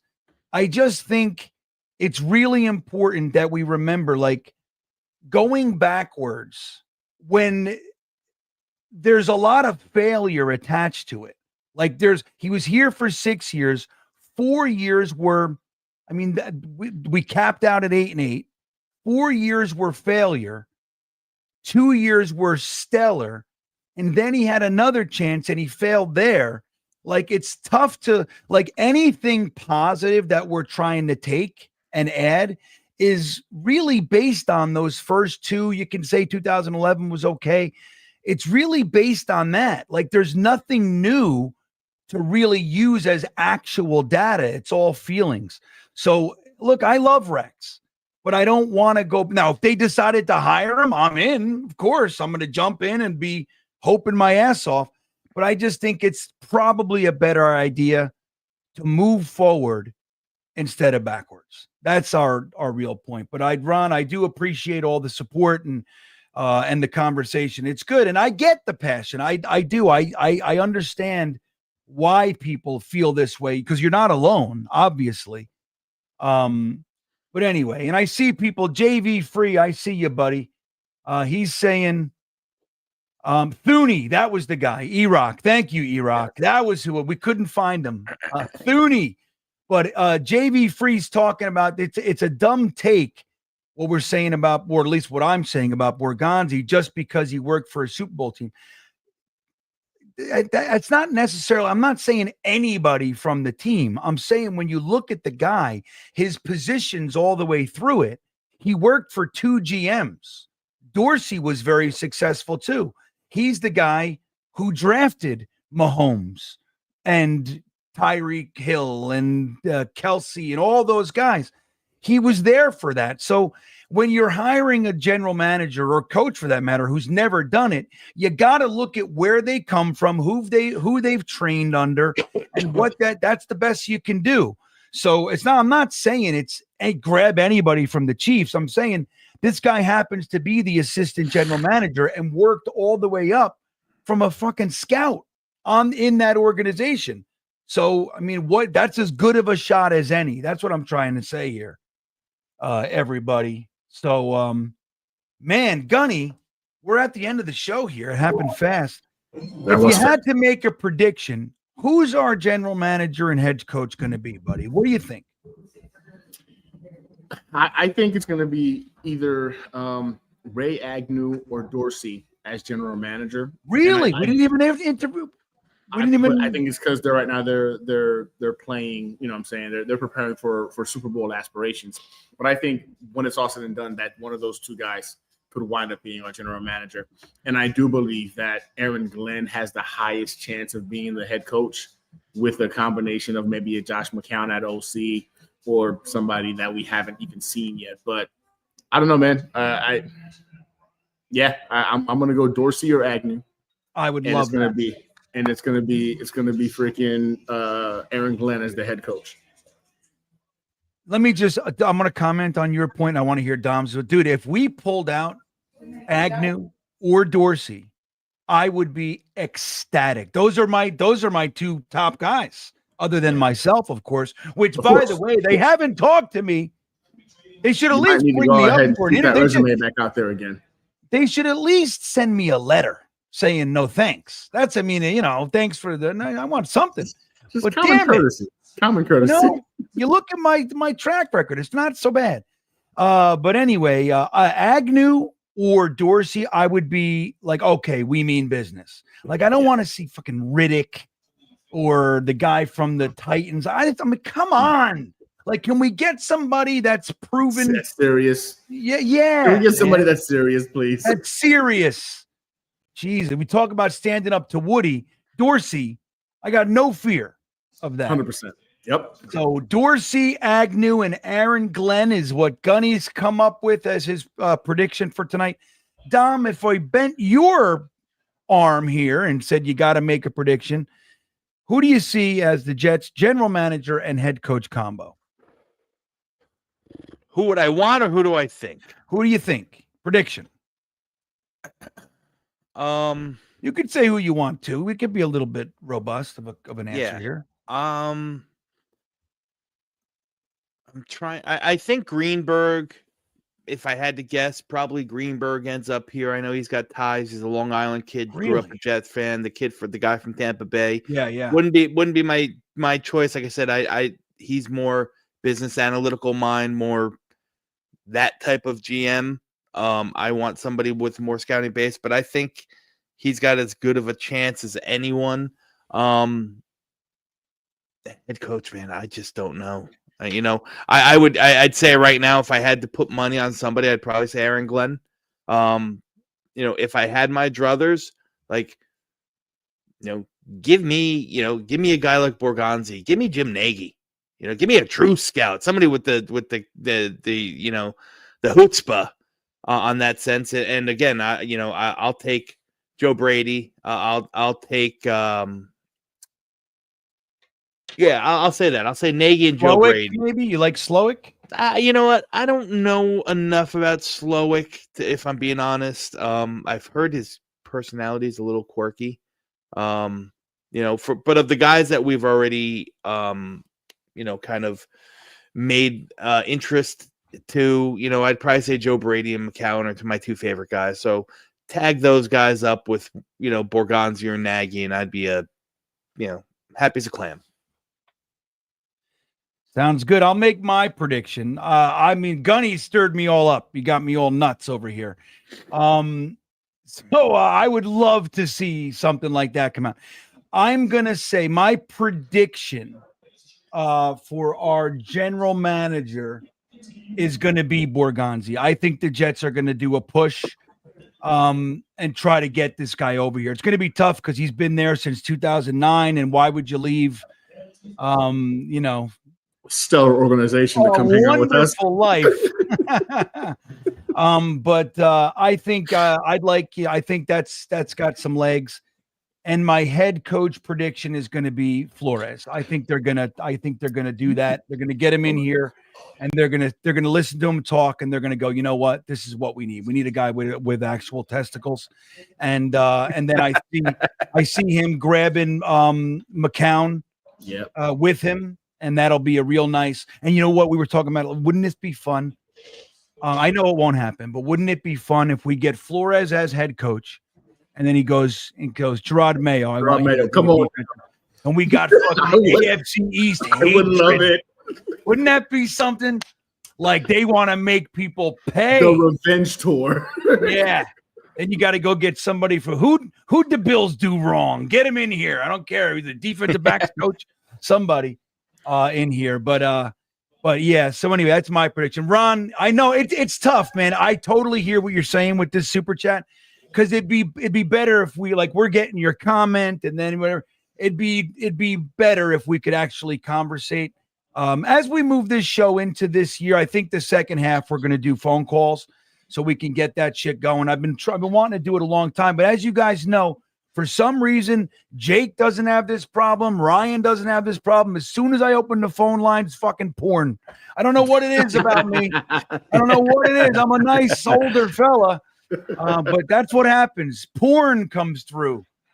So anyway, we'll take another swing at it, and then Ron, it'll be a little bit, I think, more conversational, and you can get some points across and stuff. But I do appreciate you, man. Mercy Fate checking in says Borgonzi with Flores wins, but we might hire Nagy. I told you, I said before, if we hire Matt Nagy as a head coach, I'm hoping Jim Nagy is the. I want Nagy. That's what I want. Just do it. Have some fun. It's like I really wanted Vrabel.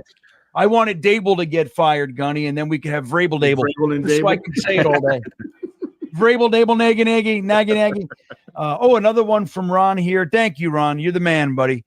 He says, you guys have it all wrong. Culture is built with vision and passion. You can bring in all the genius fools you want. Someone that loves the Jets and believes in them is more valuable than the scheme, any scheme.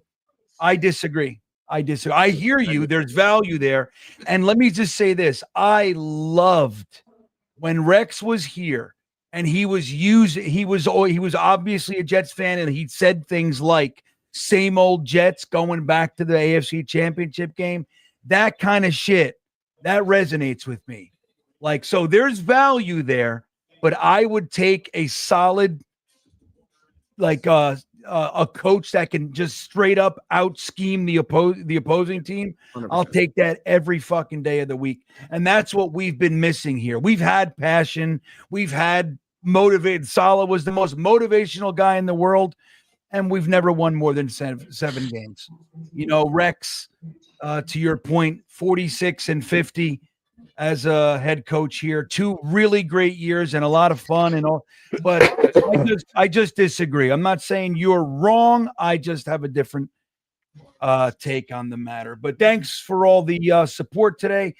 Right, Eric Craig likes the idea of phone calls. Yeah, man. Right, Eric? I mean, we're going to do it. Now, how about this? We start next week. How's that sound? You guys in for that? I'm down for that. The Sure. second hour? Gunny likes it. Dom, you in for the phone call? Sure. Absolutely. All right. Well, how about that, guys? It's a date. We'll bring in the phone calls next week. The second hour, we'll do that. We'll change the format a little bit here on the Thursday thick of it. Before we go, Dom, what's coming up for you? I know you're going to the Senior Bowl. You want to let anybody know where to catch you or something? Yeah, listen, every Monday I will be putting out a mock draft, first round mock draft, just get familiar with some names and some faces in different places on my channel, Project Prospect with Dom C.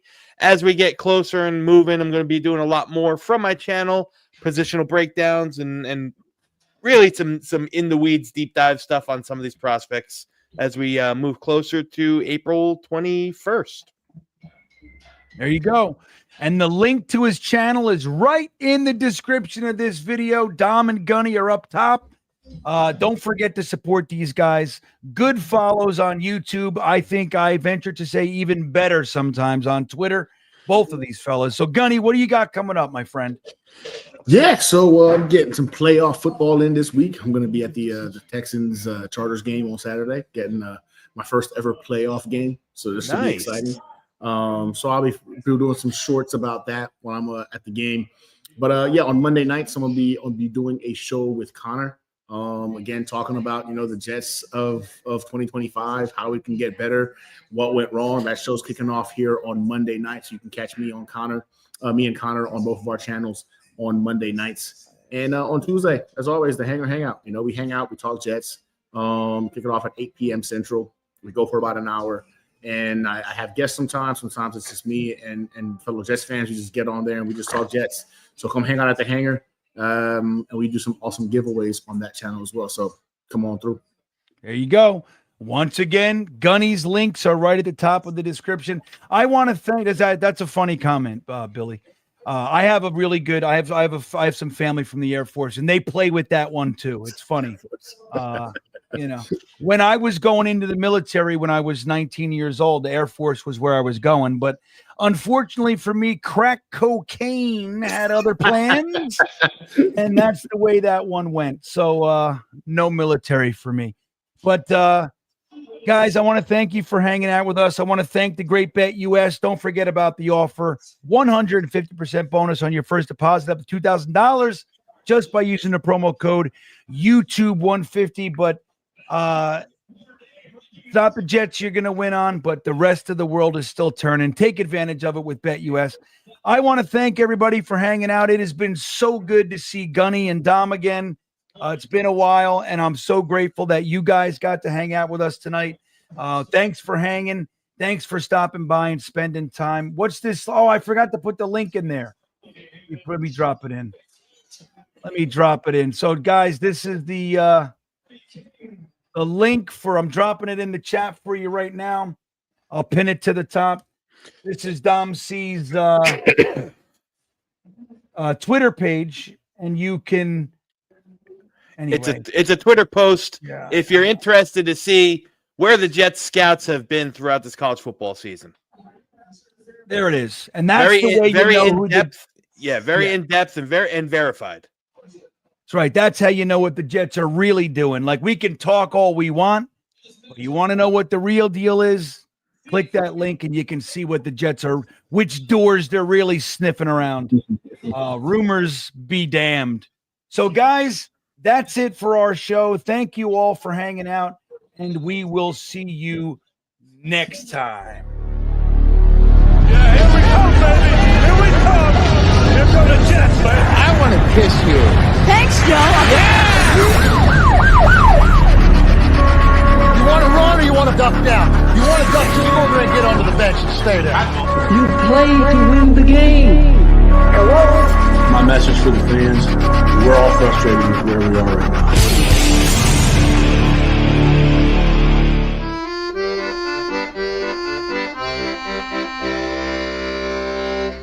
Jets, Jets, Jets.